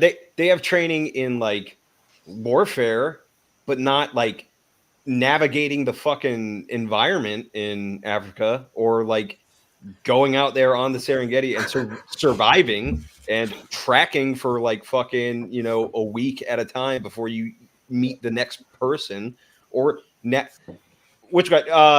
negotiating with fucking local Afghan villages is a bit different than negotiating with like the Maasai tribe that owns that fucking area. You know what I mean? Also, you've got tsetse flies.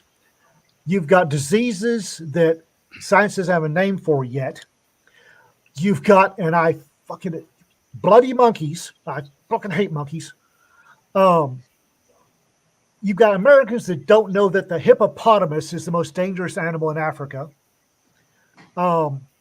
You've got people who will show up, vets who will show up and haul off and immediately insult the war chief of whatever tribe they're talking to at first. No, this is not that simple. It's Not only that, but the whole negotiating with an Afghan village. Yeah, you had QRF and artillery and gunships on standby if that went south. Yeah. And they knew it. And an infinite supply of money. So That's like that's how most of the negotiations happened over there. And it's like, you don't have that when you're this private fucking enterprise who is funding your trip through Instagram posts. So. And the local game rangers don't want us over there because they realize they're short-staffed as it is. And they realize that those Americans come over to help them are going to have to be rescued sooner or later. And they don't have time or resources to go get those idiots. So, I think, as always, we can always blame the Chinese because their fucking folk medicine is why poaching is such a big deal these days. I don't care if there are other factors. I just want to blame the Chinese. Yeah, I have my thoughts on the Chinese that are probably unprintable. I dislike the Chinese. Not going to shock anybody in this little circle. I dislike the Chinese greatly. Moving on. Everywhere the friggin' Chinese show up in Africa, they make things worse. They really do, and they don't care. They know it. They don't care. No, that's part of why they've been as successful as they have been is because they don't care, and they will happily violate every ethical norm that everyone else around them has because they see as that will give them an advantage, and that's basic communism. They'll literally giggle while they do it. That's Marxist-Leninist thought to the get-go. What benefits the party is what is right. If that means I have to lie, cheat, steal, commit mass murder, burn everything down, but it increases the standing of the party, then it's good. What that means is if I don't do all of those, the lying, the cheating, the burning, the raping, whatever, raping twice, I have lost face. Which yep. Because you Americans weren't a strong enough supporter of the party. It's like you let your morals get in the way. What the fuck? It's not necessarily the party. I think there's a lot of lip service in China given to the party. Face is still a big thing for Chinese. I don't think Americans realize how important the loss of or attaining face is to Chinese. And that drives a lot of what they do. And the fact that, again, they have a sense of history. And they realize Americans don't want to wait 15 minutes for a hamburger. Chinese don't mind waiting 150 years to get this done. Well, They don't. their people might mind waiting, but they don't care what their people want. So, Well, they're not going to, in 50 years, they're not going to have enough people to do anything. yeah, they didn't ask them what they think. So Well, it's like, I mean, so for the longest time, like, yeah, Ian, you're right. That's why they had like their 20-year plan and their 50-year plans, where like the Americans, it was every 4 to 8 years, the plan immediately changes. You flip the table over. Yeah, but they're also getting pretty antsy because they're running out of time. Because it turns out only having one kid per family, that fucked their generational replacement up. I've seen a couple reports saying that they've already hit the tipping point. They're just working on it, moving on inertia now. Their birth rate has tanked 70% since 2017. and Yep. yeah, and What I'm also saying. I think it's also fair to say that it turns out that years of central planning and making 5, 10, and 20 and 50-year plans doesn't necessarily pan out the way you plan. But Well, not only that, but being proud of the single greatest weakness, your empire. And I don't divide the Chinese history into empires. It's just been one long empire. Being proud of the single greatest weakness you could ever do. They're certainly starting to go, huh? Because they realized some time ago that Taiwan wasn't bluffing when they said, "You get stupid, we crack 3 Georges." And Taiwan's got a can of sunshine they can open on 3 Gorges, and if they do, China's done. So China's getting their. I did some background research for Option Zulu on 3 Gorges, and the sheer amount of damage and the death toll when that thing goes. I'm saying when, because even if the Taiwanese don't crack it, it's gonna crack. It's gonna go. No, it's gonna go the next 10 years. It's just like Mosul Dam. It's not a matter of if; it's a matter of when. Yeah. In the next 10 years, that dam is coming down. Period. And you know what's really fun? You know what really makes people get really nervous? You know what's downstream of 3 Gorges? Fucking The Wuhan Biological Laboratory. but Along with Shanghai and a few other major cities, and the It's almost like the 75%. Yangtze River and the Yellow River and all them. They were pretty fucking important rivers to Chinese culture. 75% of Chinese industrial or technological development is along that river.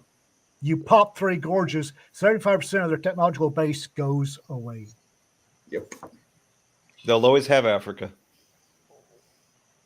Wasn't it Well- you, Ian, who was talking about they can only push so far in Africa before the machetes come out? Everybody thinks they have Africa. Even the king of Belgium thought he Oh, had I was Africa. joking, but go ahead. I'm into this. Yeah, This is even the the point king. This Go is a ahead. point. I was talking with some people on Twitter about this too, because like they're talking about That was your first mistake. different group of people than the people I usually talk about on Twitter. But talking about how like the Chinese doing their Belt and Road Initiative all across Africa and how they think these countries now owe China all this money. And Sure they some do. smart guy in a suit in Beijing thinks he's like, yeah, we got these countries right where we want. I'm like, do you though? When you come to collect your money and they tell you to fuck off, what are you gonna do? Like Yeah. seriously. Well, the other thing, and we're getting into that assumed sense of intellectual superiority, and particularly Chinese are really, really, really, really fucking racist, Oh, God. particularly against black people. It's also tiresome. That's what that meme is from. It's like people don't understand it, but that was from a documentary that they were doing to try and like glorify the Belt and Road Initiative in Africa. And the Chinese manager is just like absolutely talking shit about the black workers there, like nonstop. And he gets to the point where he's just like, it's some new shit every day. It's also tiresome. Well, my father spent a great deal of time at the Sedco plant dealing with locals. Most of my stories are my father dealing with locals. Everybody thinks Everybody thinks, even the African warlords think they have a grip on things until they don't. And then sooner or later, you can only push people so far. And everybody's got a machete. And it just never gets good from there. And I make a joke about the national sport of Malta being putting up defenses. The national sport of Africa is coups. Let's have a revolution. It's Monday. Let's have a revolution. And coups, genocide. There's different words for it. Remembering that the Africans invented necklacing. Yeah, wasn't the sainted Nelson Mandela's wife, Mrs. Mandela? Mrs. Mandela loved her some necklacing. Yeah. For those of you in the comments, necklacing is when you put a tire around some poor bastard's neck, pour gasoline on the inside of it, and set it on fire. Yep. You know, well, they have to do that because they don't have fucking electricity anymore. Like, what is it? The nationalized power grid in South Africa? There's no such thing as nationalizing anything in Africa. Well, by nationalize, I mean they're fucking oligarchy, but it's state sanctioned. It's like how that, like, the British had like the Dutch East India Company, where it's just like, okay, yeah, you're in bed with us, so you have a monopoly on this shit. Yeah, they're like 3 ways to Sunday past bankrupt, and they're they're doing rolling blackouts to the point where you're more often do not have power than you do have power. Last time I checked, about like suburban areas. We're talking about Johannesburg. Last time I checked in Joburg, they were rolling. You had 4 hours of power a day. Yeah. Hell, the Iraqis had better than that in 2005. You know, it just makes me. They asked us to leave. I've seen a lot of really what you call racially charged discourse on the internet lately. Especially lately, right? And a lot of people. I'm shocked. We're talking about Africa. A lot of people like to imagine that, well, that's that kind in their savage ways. We're like deep, we would never, like, oh yes, you would. You're like 3 missed meals away from eating each other. Don't kid yourself. Well, not only that, but you see how, like, discourse, the way that the narrative works runs everything. It runs all these people's morals, and the second that the narrative or the discourse tells them they're allowed to do something, they're gonna fucking do it. You have people who are saying that everything that, and not just Palestinian diaspora or Arab diaspora. You're talking about, like, affluent college kids born and raised in America who are saying that Hamas was justified in the October 7th attacks because they're decolonizing Gaza from Israel. Okay, so they're justified. Are they justified in raping all these women and beheading kids and all that shit in the name of decolonization? Because I hear those same people say that we need to decolonize the U.S. So that shit's on the table for us too. And then they wonder, like, point one, if you're human, point one, if you're human, yes, you can go there. Humans they're nothing but up-jumped monkeys, and monkeys are the Satan's oven mitts. There's a book about that called Ordinary Men, I believe. Yeah, humans just up-jumped monkeys, and monkeys are bastards. Ergo, humans are bastards.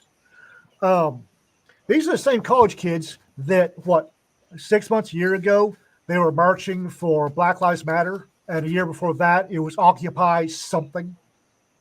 They're looking for a reason to get their panties in a bunch, go out and basically do what young, affluent males do all over the world.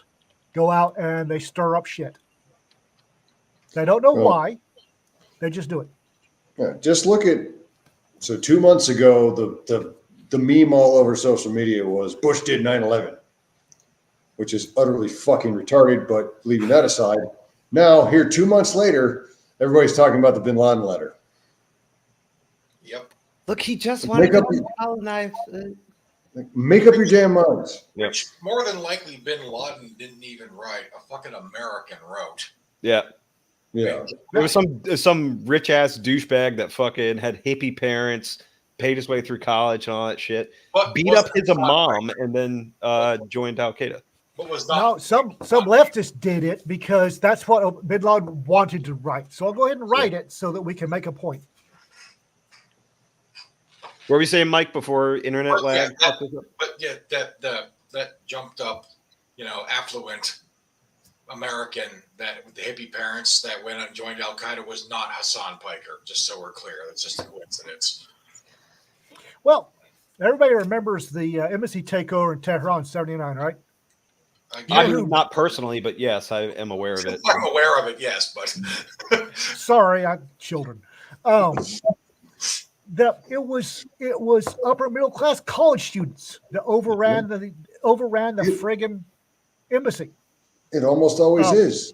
The French Revolution was not the peasants. It's always kids, male children, late teens, early 20s, who aren't being worked to death.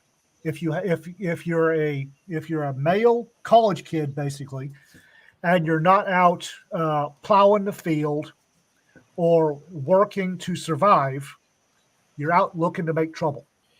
That's one of my favorite aspects of or trivia of Che Guevara's incursions into Bolivia was the reason he had such a hard time was that he kept trying to incite the rural farmers to uprise, and they were just like, "Get the fuck out of here!" Like, no, we've got our shit to do.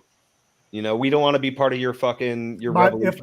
If I don't get this crop in, my family's going to starve. Yeah. Get out of the way. So all his support in Bolivia were coming from the urban colleges with the affluent, students backing him. But the people that he was out there in the bush trying to fucking rally together to help his cause and overthrow the Bolivian government, they were telling him to get fucked. And you can read in his diaries, he's like, we might actually starve here because these guys aren't giving us any of their food. Like, what the fuck? So. No, it's weird. A communist doesn't know how to earn a living. Benghazi, most of the militias that overran the outstation in Benghazi, college kids. College kids who were operating under the leadership of Al Qaeda. Muslim Brotherhood. But they recruit from the colleges because you got a whole bunch. That's what they look for. You look for these late teens, early 20s males with way too much testosterone in their system, looking to make a point and score a piece of tail and have enough money that they don't have to go out and work their asses off 18 hours a day. Most of your revolutionaries are those idiots. They recruit and radicalize from the prison systems and jails and all the people that have a rap sheet because they know those people are gonna be on board with the violence. Like, remember the Kyle Rittenhouse shit in Kenosha? Everyone's like, how the fuck did he shoot like 4 people and they all have an enormous rap sheet? Because you're talking stateside. Yeah, stateside.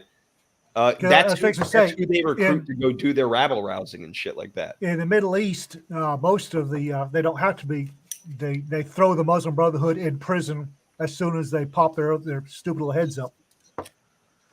No, I worked detention the last half of my career. The number I will expound at great length about young males with nothing to do. They don't have a patch on the havoc that young females with who've got enough money not to have to do anything, the havoc those little darlings can wreak. One of our worst disturbances in the jail was when one inmate found out that his little blonde pen pal was riding 4 other inmates in our jail, and one of them wound up in the same tank as him. Prison drama, just like Oz. Oh, yeah. I wound up Krispy Kreming an entire tank with a riot gun.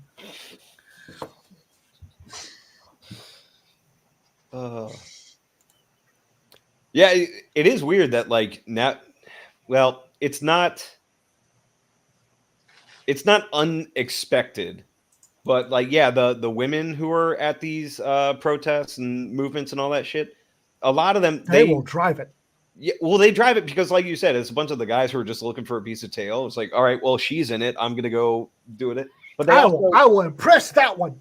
I will impress her more. I will impress her even more. it's And also it's she thinks she can get away with it because as much as oh man, the patriarchy sucks, but she knows she's gonna get some leeway because she's oh, I'm just this poor little girl.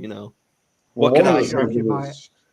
One of the things Speaking that was as noticed during the upsurge of terrorism in the 70s and 80s, particularly when it was mostly the red terrorist groups, Baader Meinhof, Red Army faction. Black September. But it was the female terrorists who were the most vicious. Yep. Speaking you'll see a version of that with Hamas too. They're not necessarily the ones doing the violence, but boy, howdy, are they cheering it on and brainwashing their kids to. Well, also, they're smart enough to realize that Americans and Israelis, they don't like use of force on women. And talk about, as a card-carrying member of the United States patriarchy, I'm here to tell you that any college girl that squeals about the patriarchy here has never lived in Africa or the Middle East. Patriarchy, my ass. Yeah. So, fortunately, I was not there for this incident. I just saw the video. Oh, that's always a good way to start. That's how you know it's going to be taboo. Bow, chicka, bow, chicka, bow. It was a FET team, the female engagement team. Oh, boy. Trying to sit down and talk to the elder in the Afghan compound. The elder male? Yes. Who the fuck thought that was a good idea? They don't have an elder female. And you could see it written all over this dude's face. Why is this female? Why is a woman? They didn't even like talking to us clean-shaven guys because they thought like we were, young and stupid and inexperienced. And why the fuck is this guy without a beard talking to me? So. That's Americans.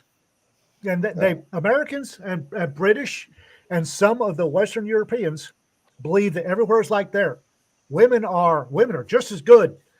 They are. But you can't tell an Afghan elder that. There's a way that we could have made that work, but we didn't. We weren't willing to play that game, right? We could have just said, like the dude, like the British guy in India, like, yeah, you're going to talk to the female engagement team because we have fucking artillery out here. So your choice. But we weren't willing to do that, so we did it the worst possible way. What's funny in a weird sort of way is like when we first went into Afghanistan in 2001. Like early 2002, it was like the fucking special forces on horseback. So, oh my god, let's write a book. They had a female radio operator on the AC-130s that were shooting up the Taliban, and so the Afghan Northern Alliance commanders were trying to get that the radio traffic sent to the Taliban commanders on their ICOM radios so they could be like, hey, you're getting killed by a woman. Like, you should just surrender now. Like, fuck you. The shame. Yeah. There is a way. There's a way that in Africa, for the most part, Middle East, that if we want to go there and bring peace, we can do it. Americans don't have the stomach for what it would take. Well, my first time I went to Iraq was 2005. So it was only two years after the initial invasion. The memory of Saddam was still just a freaking blanket over that place. Yeah, the hide your pistols, huh? And you couldn't even. You didn't even have to mention it necessarily. It was in just the attitudes of the people. You realize pretty quick if you're out in the hinterlands that these people respect strength and nothing else. And they think that what we have been taught is our restraint and our ethics, to some extent, they're seeing as weakness. And even if that doesn't mean that they're going to necessarily side with AQI or any of the other insurgent groups against us, they're still not going to cooperate with us because all they understand is fear.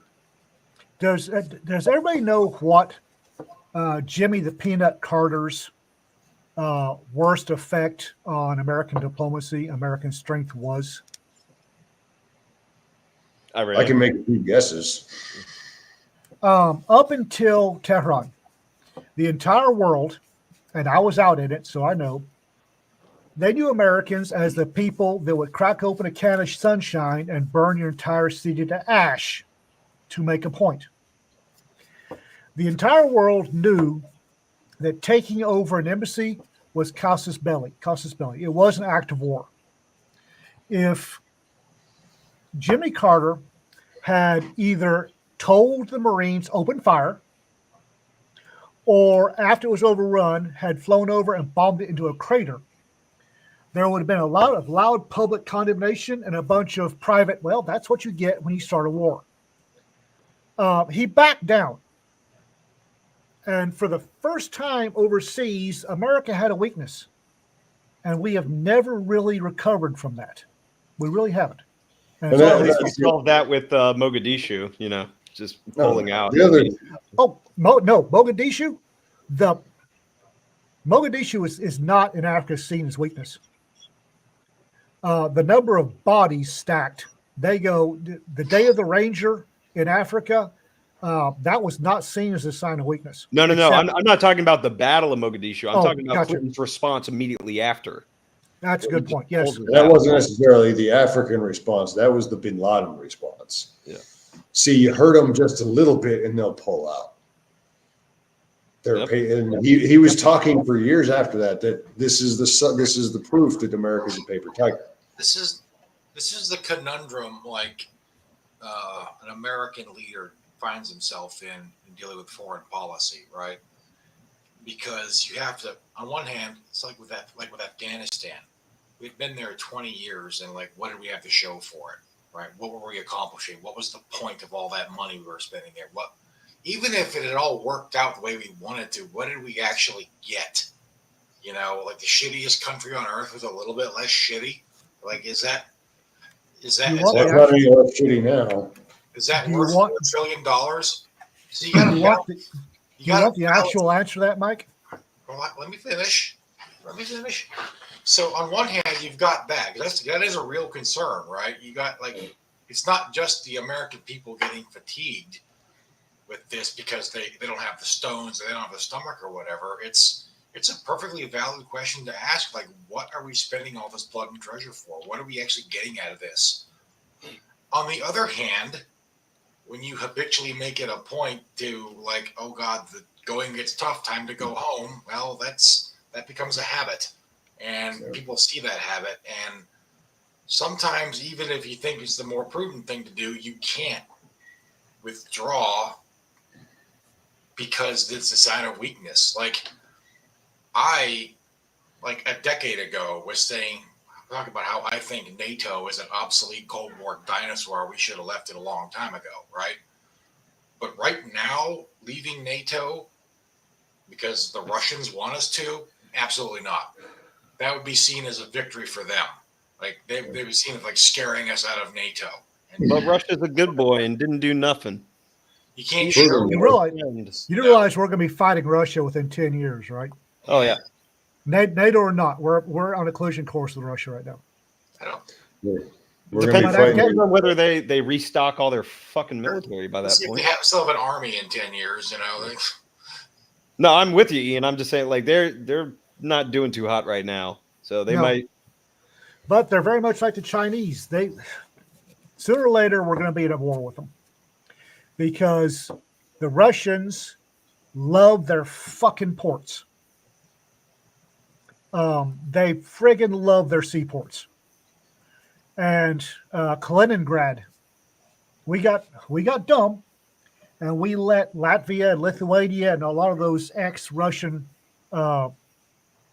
stands join NATO.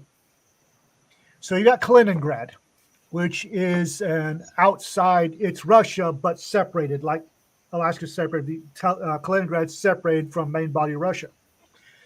It's the only all-year port on the Baltic. It's a Russian port. But to get stuff from that port to actual Russia, you've got to go through NATO. The Russians are not going to tolerate that for very long. Well, they're going to have to tolerate it because they're losing their fucking military in Ukraine.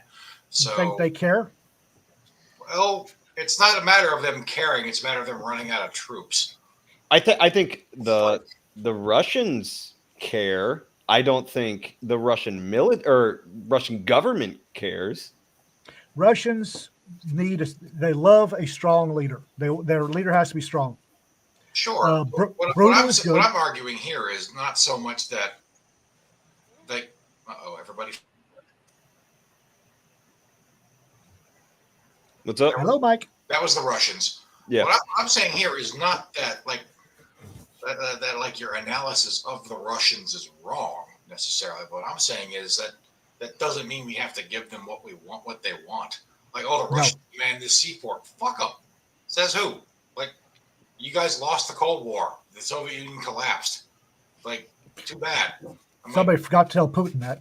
Well, here's the thing. Where's your submarine, Russia? Oh, we have it. Yeah. It's like, that's the thing. Like, there's been a lot of this since the Ukraine war started. Like, we pushed them into this. We made them do this. No, we didn't. Like, no, we didn't. I harp a lot about the whole never attribute to malice what can be put down to common stupidity. And the corollary sufficiently advanced stupidity is indistinguishable from malice. I believe they're all maliciously stupid. So. Or stupidly malicious. I like to think I'm stupid in a lovable way, but go on. But there's this real and we're getting back to that bumper sticker comic book 30-minute TV show mentality where everybody has to be, it has to be all good guys and bad guys. And if this side that I may have a particular beef with at the moment because I don't like the current administration did something stupid or even slightly malicious, that must mean that the other side, who is vastly more malicious, they must be the good guys. They're all bastards.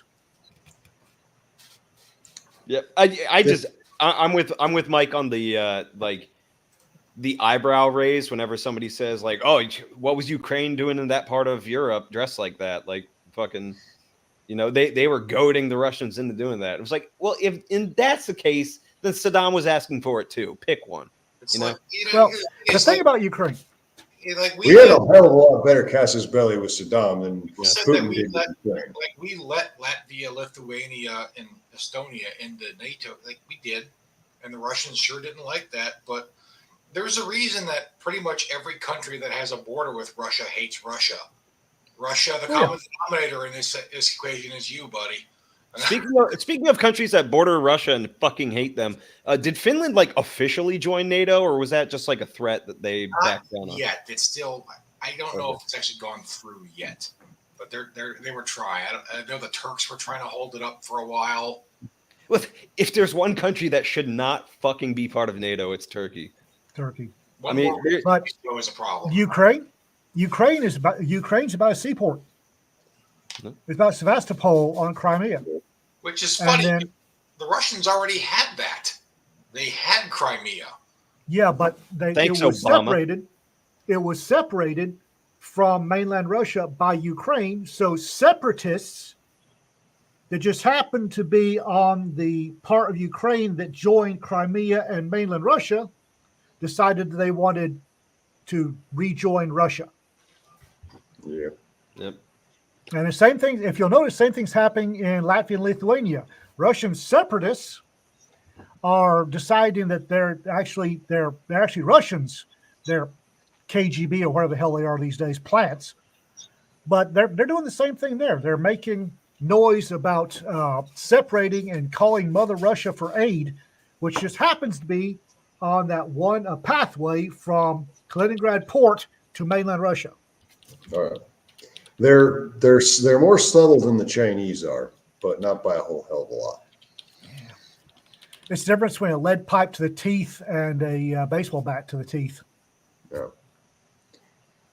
Which makes it interesting is that they still tended to run circles around the CIA during the Cold War. Everybody runs circles around the CIA. Which makes all of the conspiratards screeching about how everything is being run by the CIA. Oh, my ISIS ass. was run by the CIA. The CIA was behind Hamas. The CIA is behind this. The CIA is behind that. It's like The CIA, Christians in action. The Christians in action couldn't run clowns in action, please. a Girl Scout picnic. Okay. The one good thing that the CIA decided they were going to whack Castro. All on board. You know how you whack Castro? You buy yourself a couple of good mercenaries, and you hit his goddamn convoy with a recoilless rifle. You don't spend billions or millions or billions of dollars trying to build an exploding starfish for his walks on the beach. That's the friggin' CIA.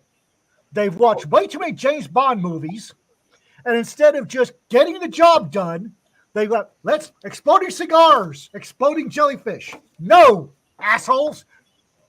Do it. Here, I'll show you. Baseball bat, bad guy, get him. The friggin' CIA in goddamn Africa. If only the CIA were the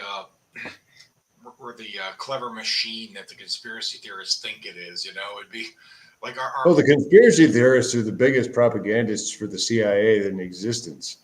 maybe They but the CIA is have to really good pay at for it. conspiracy theorists. Maybe that's where all their effort goes The to. conspiracy theorists make the CIA look good, and the CIA doesn't even have to pay for it. That's PR they're not paying for. So Seriously, guys? One of my hobbies is whenever somebody like attributes a conspiracy Thanks, to the Brad. CIA, I always be like, you must be a fucking glowy because you're making them sound too competent.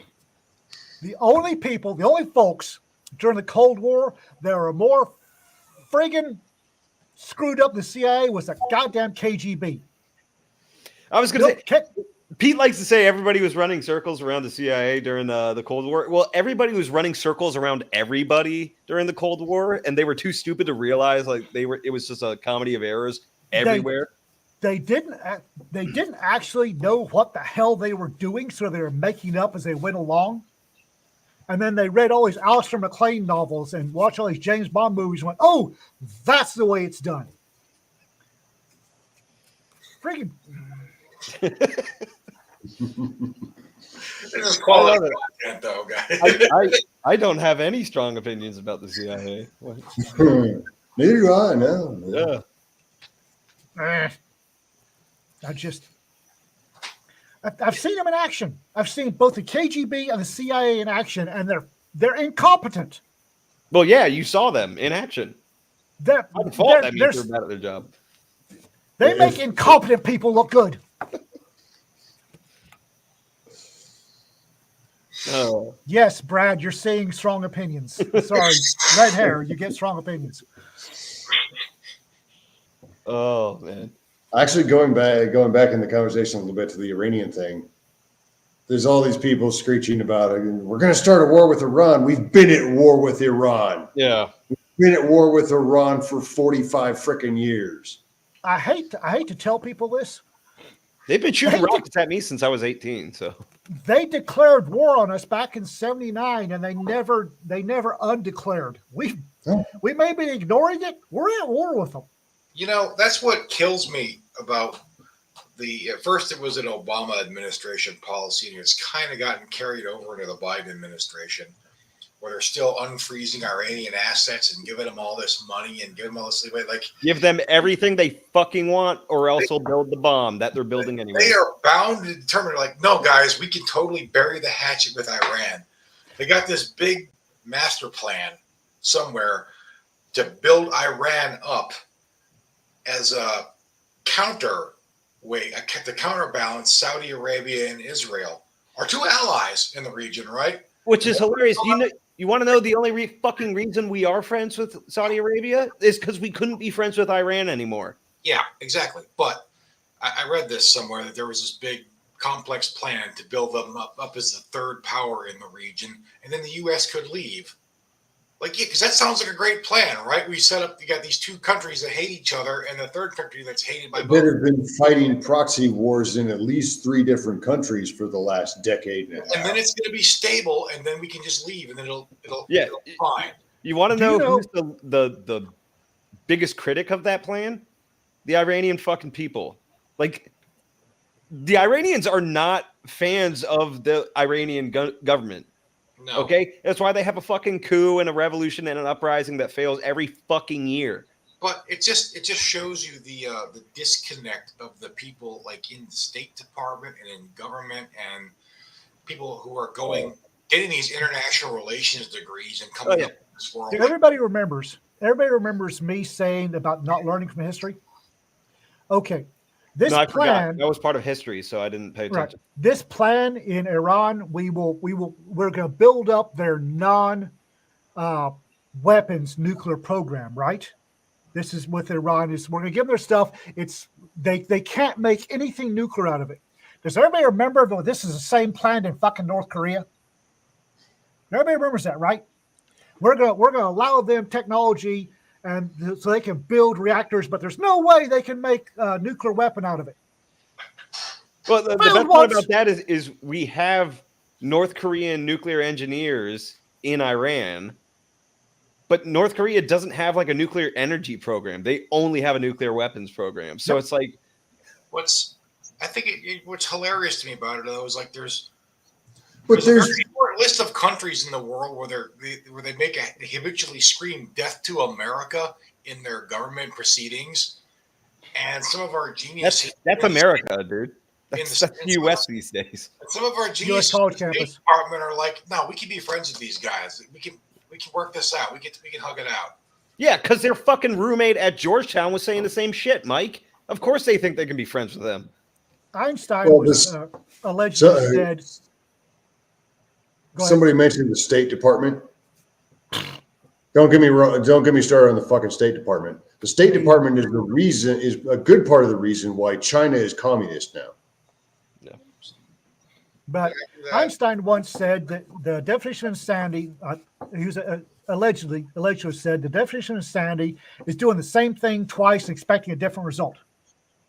If it didn't work with North Korea and they wound up with a nuke, why is it not insane to think it will work with Iran this time?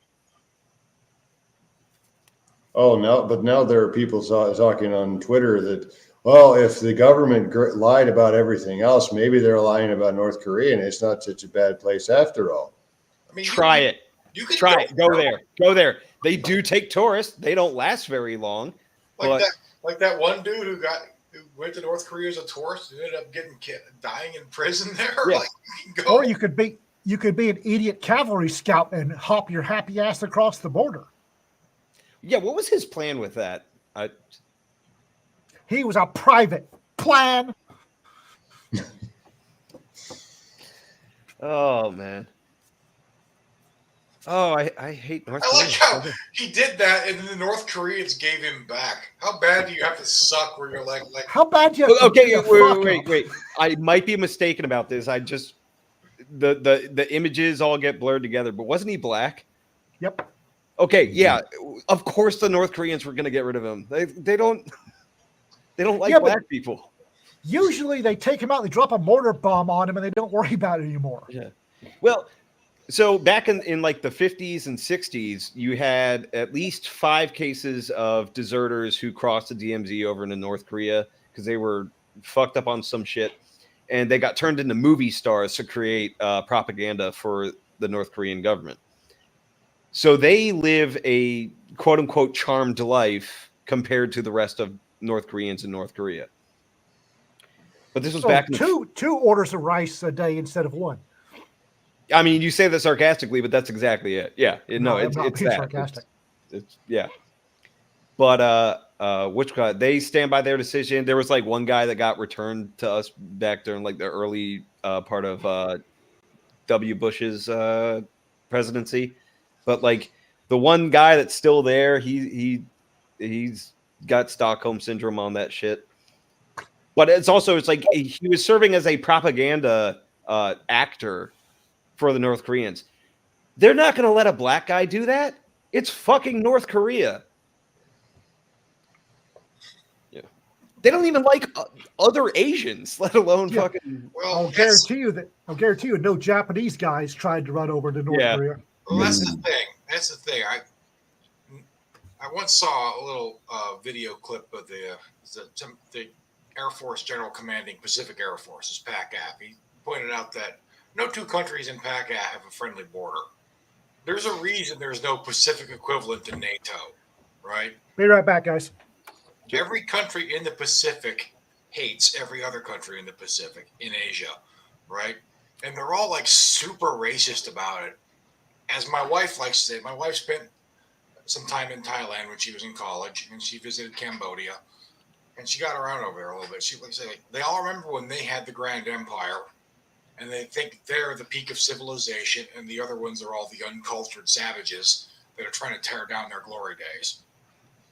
And to us as Americans, as outsiders, it seems almost comical, right? But to them, it's deadly serious.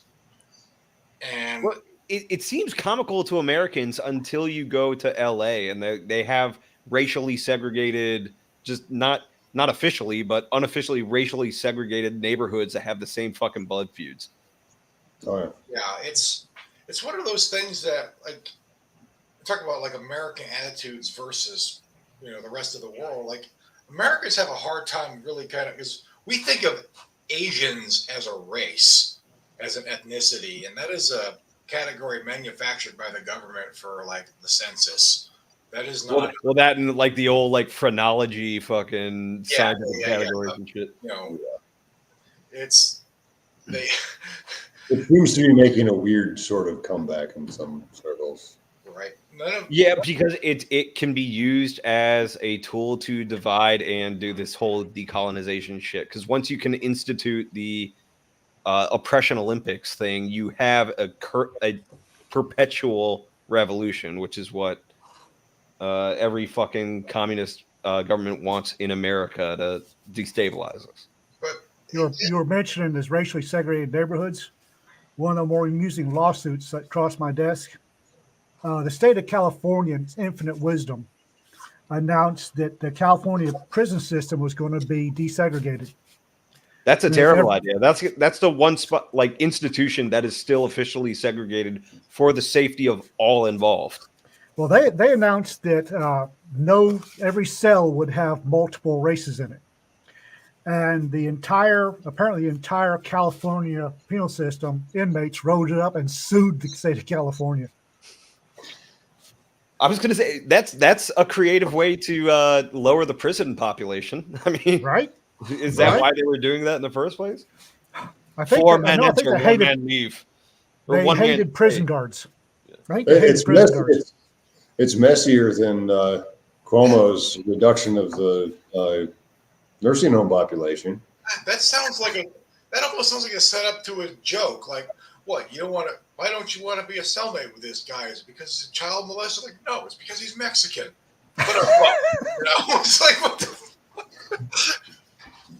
But that actually might be legit. I mean, it's Texas has a rule that you're absolutely not allowed to segregate jails. And I'm here to tell you that every jail I know of in the state of Texas happily ignores that rule. Well, I understand why it might be the official policy. Texas has a little bit of history with the old segregation there. And here's the thing. Some people. I absolutely believe that Texas would do that to get lower down the prison population. Be like, look, man, old Sparky takes a hit on the power bill. We can't hang these people anymore, so we'll just let nature take its course. ERCOT's having problems maintaining the power grid. What was that, Pete? Maybe lay some bets on the side. Well, it was like it's another joke, like Mike was saying. Yeah, a black guy, a Mexican guy, a white guy walk into a room, then the bars close. And then one of them leaves in the morning.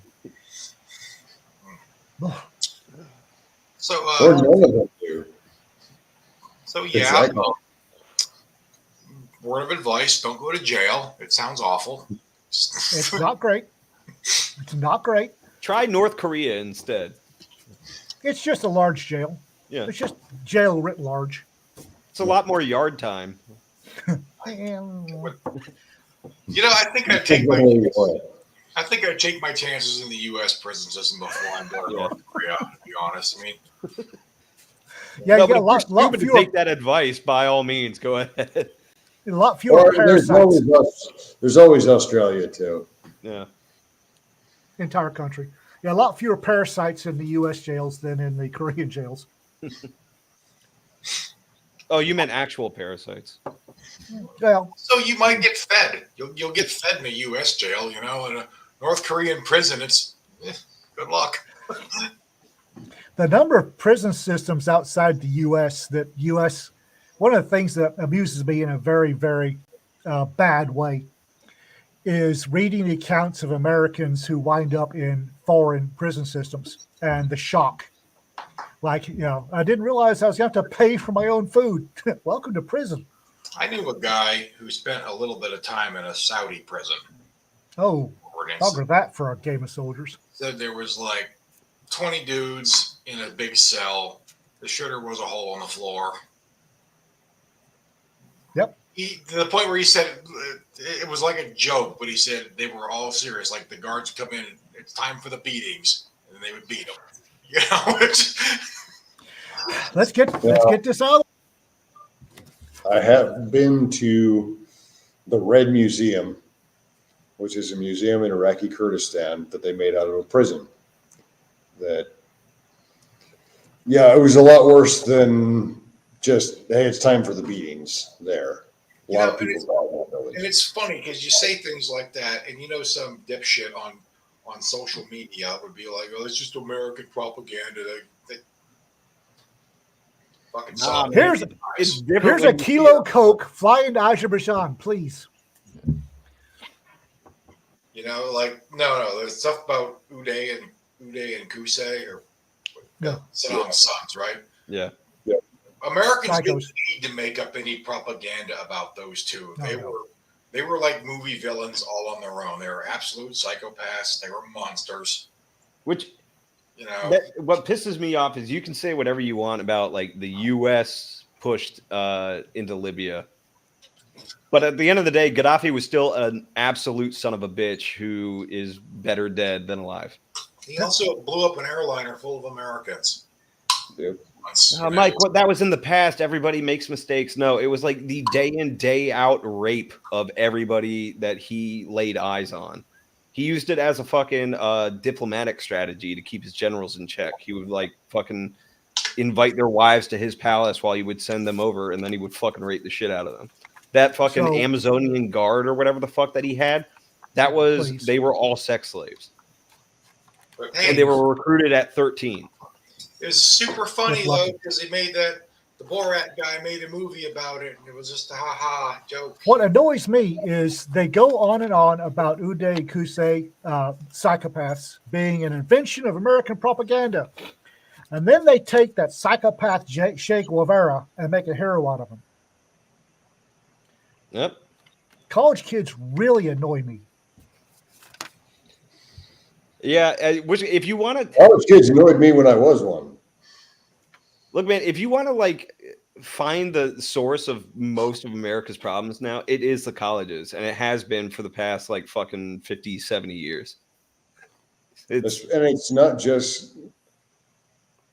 It goes even farther than that. We've talked already tonight about the overeducated, really smart on paper, but not actually that knowledgeable or smart, because it's like, I have a PhD. Well, what do you have a PhD in? Underwater basket weaving. Well, what does that have to do with the price of tea in China? Nothing. But because this person has a degree and spent 8, 9, 10 years in school, they think they're educated.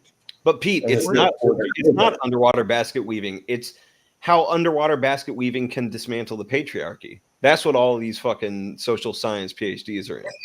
We're seeing it's not that, a formal, a good education in things isn't a good tool set to have.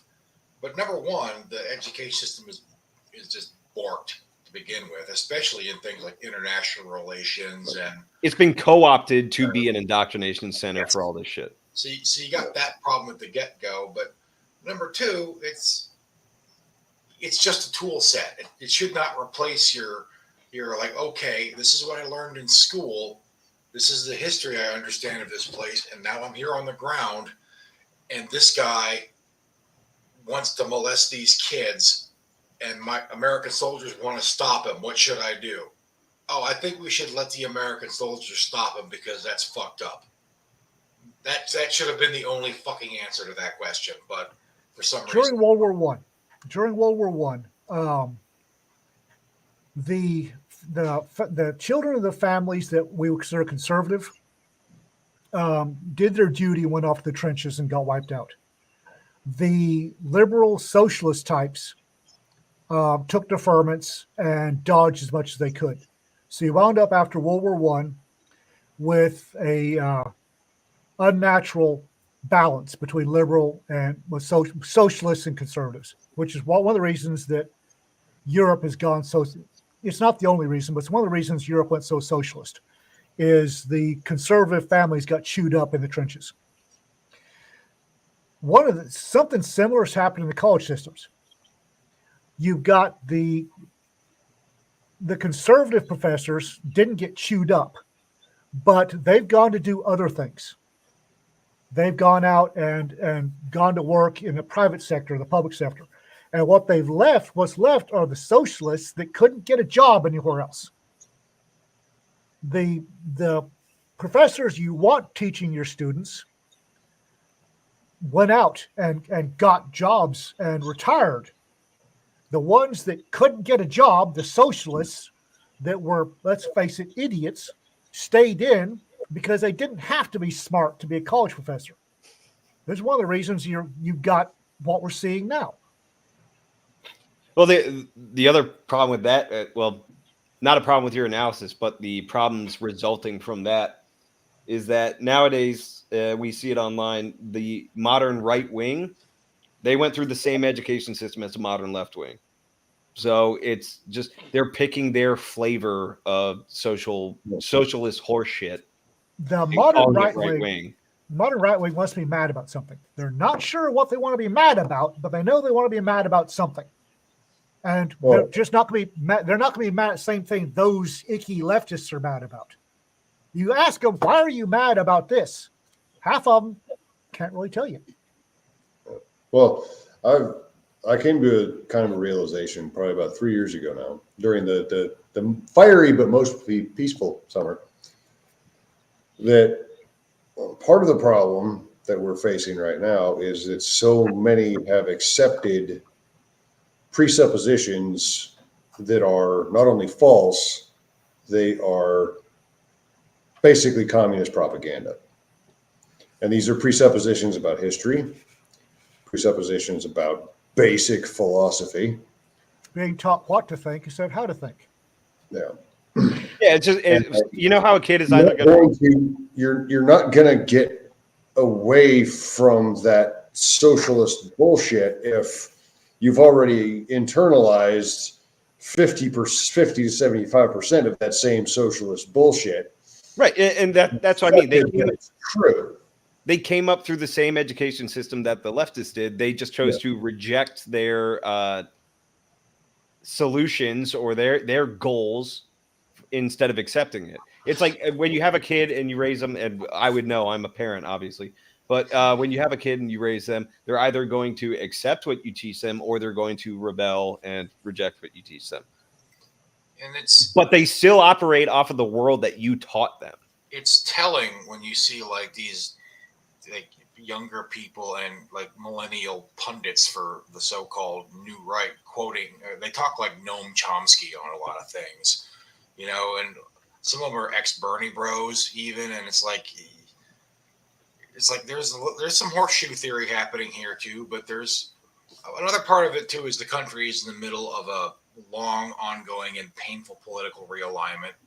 The old political consensus that lasted from World War II to the end of the Cold War, that's gone. That started to crack in the 90s. And then there was a 2000 election and 9/11 in Iraq and all the shit that happened in the last 20 years. That's gone now. I don't know where the dust is going to settle on the new one, but it is just crazy train in the meantime. One of the things I find most interesting about both sides of the political spectrum, and I don't consider myself to be on the political spectrum because I'm on a different spectrum. So they're probably the same one you are. yeah. Is the fact that both sides would give up freedom for security, but for different reasons. And the simple fact that the people taking the study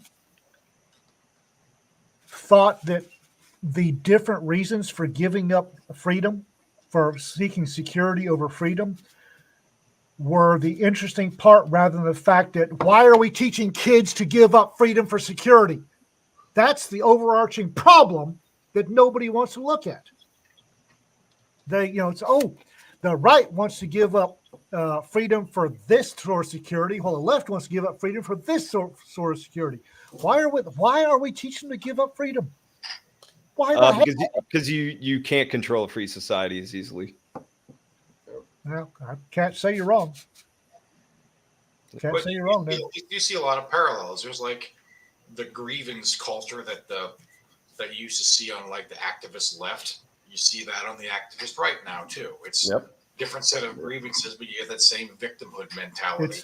But that goes back to what I'm saying. They rejected what the left was using it for, but they're using it for their own stuff. Absolutely. Because that's what they were taught. They were taught that everything is power imbalance.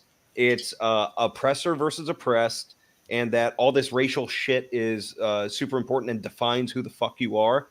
So if you have an entire narrative through the education system is that white people are bad, white people are evil, blah blah blah blah. You're gonna have a lot of people that fuck was like, yep, sure, no, can't find any fault in that logic. So yeah, fuck white people and all that shit. You're gonna have people who are gonna be like, okay, everything you said is true, but I'm white and I'm not evil, therefore I'm gonna be on the white supremacist side of this shit. And you're gonna have like this racial separatist horse shit. And everything's a power dynamic. And do you want to be oppressed or the oppressor? You can only pick one. And those are the only two options you get. You know, that's how you get into this shit is because everybody's playing by the same fucking rule book. It's just they're two enemy camps in opposition at this point. And the thing is the check and balance that we've had for majority of American history, the government, which generally puts they're generally the adults in the room, or used to be, have abdicated that completely. Well, they've abdicated it, and they've been replaced by the activists who are fighting this fucking war. So that's how you have like the Soros DAs that like pick and choose which laws to enforce and who to enforce them against, because at that point it doesn't matter what fucking law you have on the books. They're the ones who are enforcing it the way they want. So guess what? That's the law now. They've always picked and chose which law to enforce, but they used to be a lot more subtle about it. Yeah. So now you have this idea that because of that, we just need to just burn the whole system down and have a Caesar. That was a thing for a while. I don't know if they're still talking about that. But can we at least spell it Tsar like the Russians? Or at least pronounce it Kaiser correctly, you know, like in Fallout New Vegas, which I am assuming is the correct pronunciation. Classical Latin, yeah. When you get into like Vulgate Latin, but later, or you know, you get some people on the other side who think, well, they saw that the left was successful at this, so we can imitate it, and we can just but they spent 100 years doing this. You started this like last week, man. You're not gonna.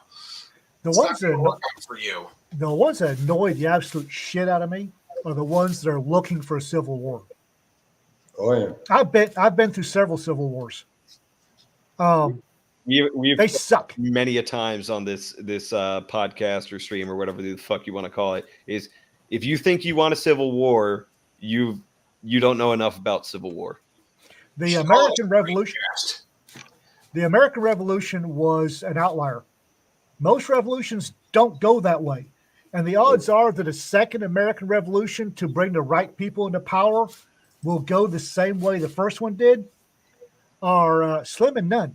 Yep. Because the culture that brought about the first American Revolution does not exist in this country except in very tiny pockets. The highly educated, highly moral people that were the founding fathers, they don't exist right now. Yep. Or the highly moral, highly educated people don't want anything to do with this shit. No. Any revolution we have now is going to wind up way more like the French Revolution or the Russian Revolution than the first American Revolution. This national divorce or civil war, if you're calling for it, you've never lived through one. Civil wars fucking suck. Yep. I mean, been in the middle of several. I've been through several. They fucking suck. Yeah. Just fuck. It pisses me off to no end.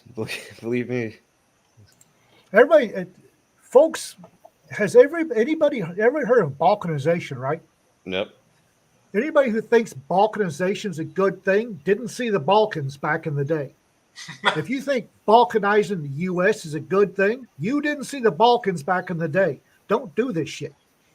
Well, another part of this, and we've talked about this many times before on this stream too, is that everybody wants a quick solution. They think that the violence is going to bring them a quick solution instead of just making the whole thing worse for a whole hell of a lot longer. They don't, and that's the behind the whole Caesarism bullshit too. They want somebody to come and make everything, bang the gavel and make everything right, and then they can go watch anime or whatever the hell they do with their spare time. Bang the gavel and make everything right their way. Yeah. Yeah. They assume that any Kaiser that comes up there is going to do things exactly the way I do it, by gum. Surprise. I vote. But here's the thing: if a Caesar came to power and did things the way you don't want, would you just fall in line and follow them? They'd be like, "No, I'd fight him." Like, yeah, that's everybody who disagrees with you when your fucking Caesar shows up. Yeah, that's why your Caesar's not gonna win. And like I'd fight him. Like, no, you wouldn't. You're No, not that gonna wouldn't. fight now. You wouldn't fight then. You're just some rando shit talking on the internet because you feel powerless, and that makes you feel like you have some agency. You would have joined the military, but you would have punched the drill instructor in the face as soon as. Yeah. No. Pete, Oh, what the fuck ever. see, these guys, they would fight. They're totally courageous and good in a fight, and they know everything about military tactics and armed conflict and all that shit. They just didn't join the military because they didn't want to risk their lives for Israel. That's the talking point now. All of us, we joined the U.S. military to serve. No, we were really serving Israel. We are just a bunch of dumb chumps. Yeah, I heard You that. know what terrifies me about the thought? Like, You know what terrifies me of the thought of the American Civil War 2.0 is of all the civil wars I've lived through, Americans are good at war. American civilians have access to training that special forces in other countries at a level that special forces in other countries don't get. You can spend a couple of $1,000s a year and be better trained than the special forces of hell Russia. All of the countries that lived through that had civil wars, their people weren't that well trained. And if you want to be as poorly trained as a Russian special forces, operator, you can pay that money to them. They live in the U.S. and they offer this fucking training. It's just there's a lot of flagging going on in that. There's a lot of the civil wars I went through. There were a lot of people shooting up in the air. Yep. A lot of mob people getting torn apart by the mob as a whole, so nobody was actually responsible for it. the U.S. Americans, the one thing we're good at is war. And I really don't relish being anywhere within that. Yeah. That just. Well, you know what? You know what? On top of that, scares me about an American Civil War is we're not going to be the only ones involved. You think everybody's just going to let the world hyperpower fall into a power vacuum and it not be filled? Or you think they're willing to risk being the second place in filling that power vacuum? There hasn't been a civil war in the history of the world that has happened in a vacuum. You don't think the Chinese won't want to push things one way or the other in an American Civil War? Or the Chinese, the Russians, the Mexicans. The French? Think the cartels aren't going to take full advantage of nudge that things the way they want it to go? Yeah, and doing it the cartel way. That reminds me. It took me a minute to find it. This is from my my cringe archive here. Oh, I thought you were going to say the one Civil War that took place in a vacuum. From my the Space Civil War hasn't happened yet. Thank you. From Israeli War, who went by the pseudonym of Roman Clemente. I think this is right. The concept of national divorce implies a two-way split, but Yugoslavia is split into 6 ? Pieces, so maybe there is some potential there. I use that one. Wait. That's right. Yeah, like my guy. Are you reading some numbnut? Yes. Oh, yes. I was like, my guy. What did you retard call himself? Slavia. Just saying. Robert Clemente. Roman Clemente. Roman Clemente. Okay, so he's worth Roman or Ramon? Roman. R-O-M-A-N. There's no. I can't drop a screenshot or image into the chat. So. Mike? Because there was a Twilight Zone episode with a Ramon Clemente who was Peter Falk playing Castro with the serial numbers crudely filed off. Awesome. Mike, why do you subject your brain cells to this bullshit? I've been trying to get him to stop. No, it scares me. But we set him down for an intervention, and he just started showing us this shit, and we're just like, "Oh God, this is too much cringe." All right, we're out. Here's the thing, though, is like all this stuff that guys are seeing horrified about now, like all this, this rampant anti-Semitism on the online internet, right? That like people are surprised about. Like, I knew that was. It's not a surprise to me, what I'm saying. But has anybody read Ilhan Omar's speeches, for God's sake? Well, this is on the right, not on the left. But yeah, but I read them as 4chan green text posts. Yeah, but 4chan, Jesus Christ! Oh fuck! Internet zoology. I let these two handle it. We're at a spot now where you have like people, anonymous posters on the internet who consider themselves "quote unquote" based Christians are like apologizing for fucking Hamas, the Islamic terrorists. Neither based nor Christian. Nope. Yeah, I question their actual commitment. Well, that's what pisses me off is that like that has been the epitome of political identity at this point. Is are you based or cringe? It doesn't matter what the fuck you're talking about or what your principles are. It's just are you based or cringed, and it means something completely different to fucking everybody.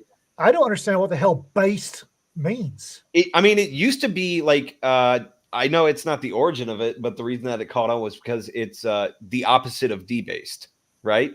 So that's when somebody says something that's not like some crazy left-wing degenerate shit, be like, oh, based. Now it just means like, you fucking, you sent a dank meme to somebody on the internet, based. Okay, now if you were going to translate it into the vernacular of like when I was younger, it'd be like, okay, that's badass, or oh, he doesn't give a fuck, it's that. But it has multiple meanings. There's a lot of. It's a very loaded word these days. So okay.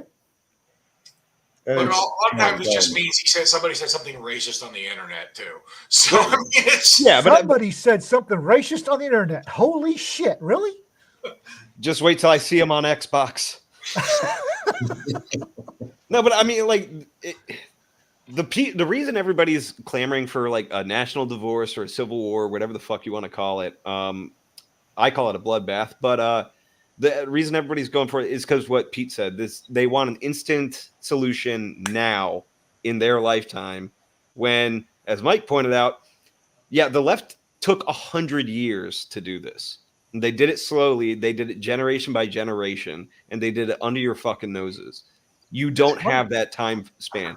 But nobody, a civil war to them is easier than going out and talking to a chick and marrying her and raising a family the right fucking way so that they're not, subject to all this insanity. Oh my God, talking to a chick. I know. That's a very high hurdle for some of these people.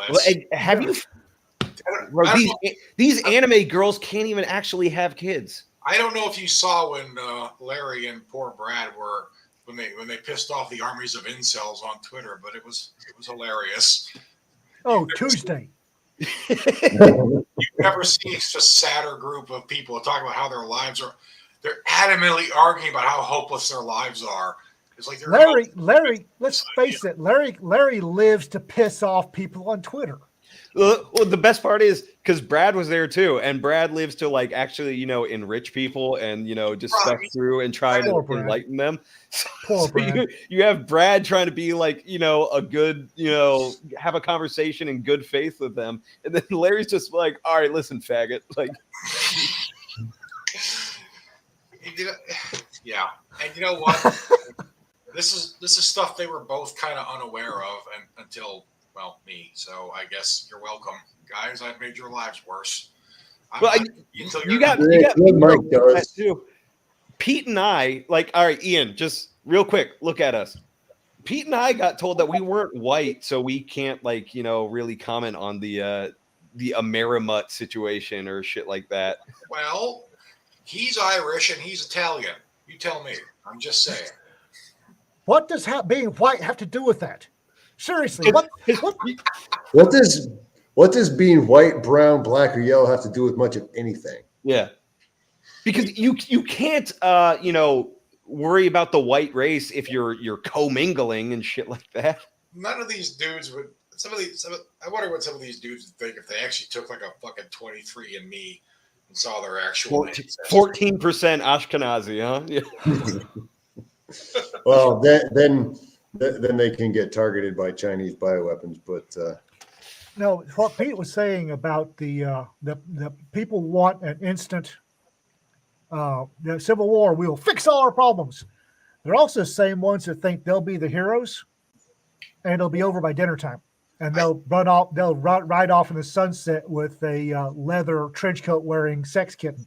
I think in as much as they actually think it's going to happen versus just they're just talking shit on the internet, because I think that is a huge part of it. It's just people are just talking shit. But I think a lot of these people just imagine this will be just like an exciting news event they can tweet through. It's just they don't think it'll actually affect their lives in any meaningful way. Like, you're not gonna be able to tweet when the power goes out because they bombed the power plant, man. I mean, Mike, you're right, but at the same time, you still had a bunch of the fucking Hawaiian shirt wearing Boogaloo boys show up for the fucking fiery but mostly peaceful protest. How did that work out? For one of them got capped by a furry, who was also a Cab Scout. So I'm just saying. What is going on with the Cab Scouts? Don't ask me. The 11 Bravo propaganda. I left the Cab Scouts. They went to shit. The Boogaloo Boys. You took their make it really hard. The Boogaloo Boys make it really hard for me to wear a friggin' Aloha shirt, and I've got a goddamn closet full of them. My culture is not your costume.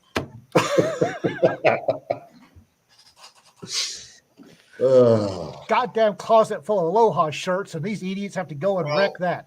That whole thing kind of went away after 2020 because, one of them got killed by a furry. By a furry. He was a soldier too, but he found he was kind of a furry. So. Look, on one hand, being a furry just condemns you immediately. The one upside to the upcoming American Civil War or whatever is going to be that the moto patches are going to be dank as fuck. You're gonna have like Rolf from Ed, Edd and Eddy on your fucking plate carrier and shit. You know, Aren't there already like Yeah, well- anime girl stickers on Kalashnikovs showing up yeah. in the train? The ear pro's gonna have those weird cat ears. oh God, it's gonna be. Have you seen? There's a Ukrainian picture. I maybe Photoshop. Damned if I know. It's a tank driver, treadhead, and his helmet's got the cat ears on it, and he's looking up through the hatch of a tank. It's like, holy shit! Have some pride, dude. I did see there is one with the dude sticking his head up out of the driver's hatch. He's got a Viking helmet on with the horns. And Now, honestly, I probably would have worn that Viking helmet. I can do. It's the guy with the cat ears. I just have some pride in your work. Look, man, they drafted everybody. Okay. Is that did Paul and our tactical get drafted? What's going on there? If they did, the shooting would be better. Paul and our tactical can shoot. Those guys can shoot. Oh, what They're amazes squirrely, me! so. What amazes me is when like it's your job to be a gun tuber and like take videos of you shooting every single day on the range, and you still suck at shooting. It's like, come on, man, what are you doing? Oh, what's his nuts? The guy that there was some big blow up, some gun tuber. I forget what the hell the idiot's name was. Is he the dude in the skinny jeans? That doesn't narrow it down much. Oh, He got caught speeding up his videos. Lucas Bakken. yep, That's the one. that's the dude in That's skinny the- jeans. I know it doesn't narrow it down, but that's what everybody knows him for. I'm waiting for the whole fucking skinny pant thing to go away. It got bad a couple of years ago. Like I was trying to find just a pair of sweatpants, and every pair of sweatpants in Walmart was like skinny sweatpants. Like, Does nobody do squats anymore? or do they? I work out at No, Ian. You know what the worst part is? Is the skinny jeans are going away. Instead, you're getting the jeans with like the ass pads in them to make your ass look bigger. do squats. Do squats. We live in a fallen world, my friend. I work out at Ripito, Mark Ripito's gym. And Oh, no it's all shit. squats all the time. And that's all well and good, but try to find a pair of jeans these days. Hey, real men. Bloody hell. Real men go to the jeans in cut off jean shorts. Okay. Don't Like this get is me why we wear started on smokies, though. It's because Do everybody not get me knows started you on leg day. the proper length for shorts. Yeah. We're not gonna have this discussion. American shorts are stupid. They don't. African shorts. If you're gonna wear knee pants, call them knee pants. Who Fucking- wears short shorts? He wears short I shorts. knew that was coming. I knew that was. Yeah, and he slots floppies while he's doing it. Whew, Well, that'll fellas, get we're you getting- demonetized. That'll get you demonetized with a quickness. Now, LawDog being a Oh no, I won't get all the money I usually get from these streams now. LawDog being a retired law enforcement cheetah, notwithstanding, we are getting close to the 3-hour mark here, so we should probably. Holy gods! Holy Yep. shit! Okay. Yeah. We got sidetracked with the talking about stuff. If we had an actual topic tonight, Yeah, we got real serious there for a second, and then we just brought it back to like short shorts and fucking fake jeans. As per SOP for this this outfit. It's an emotional roller coaster. You know, it's what we Yeah. do. It's just like Well, the group gentlemen, chat. So it's, Thank you Oh, for Ian, inviting me. This has been seriously and entertaining, and I've had a good time. Thank you for inviting me. well, I'm glad. Thank you for coming on. I'm sure we've had a lot of audience interaction. I'm hope you're doing well in front of our audience of literally tens of people. So Hey, we got up to 30 at one point. But for anybody who's been upset with my shirt, there's more to it than just saying you can't call every gun grabber a commie. That's what you are. I was fixing to say, I damn sure can. Yeah. and honestly, to the audience, the guys, there's a small crew of you who are here every time. I know it's a small stream and we don't have a big audience. I don't care. It's fun. That's good. I had a enough. good time. So I had a really good time. Well, it's a good thing you're a part of the patriarchy because we only have guys on. Card carrying member Yeah, for all the good it does me. I left my card in the slot. Somebody, one of you guys will swipe me in next time we go to the meeting. I know. It's a case of beer. Putting the man in Illuminati. You got anything you want to push, Ian? Besides drugs. Raconteur Press, buy our books. I need to be able to buy coffee in the morning. Other than that, and buy these guys' books. Buy Pete's books. Buy Mike's. Next time we have you on the stream, we're going to find out what really happened between LawDog and McGruff. Would you believe that McGruff actually started at Wichita County? Yes. I don't know if I'm allowed to tell those it all stories. makes sense. I don't know if I'm allowed to tell those stories. All right. Croak. It's Tuesday. Non-state actor comes out on Tuesday. So that's my little plug, a shameless plug. So There you go. All right, guys. all right, folks. We'll see you all next month. Be safe, guys.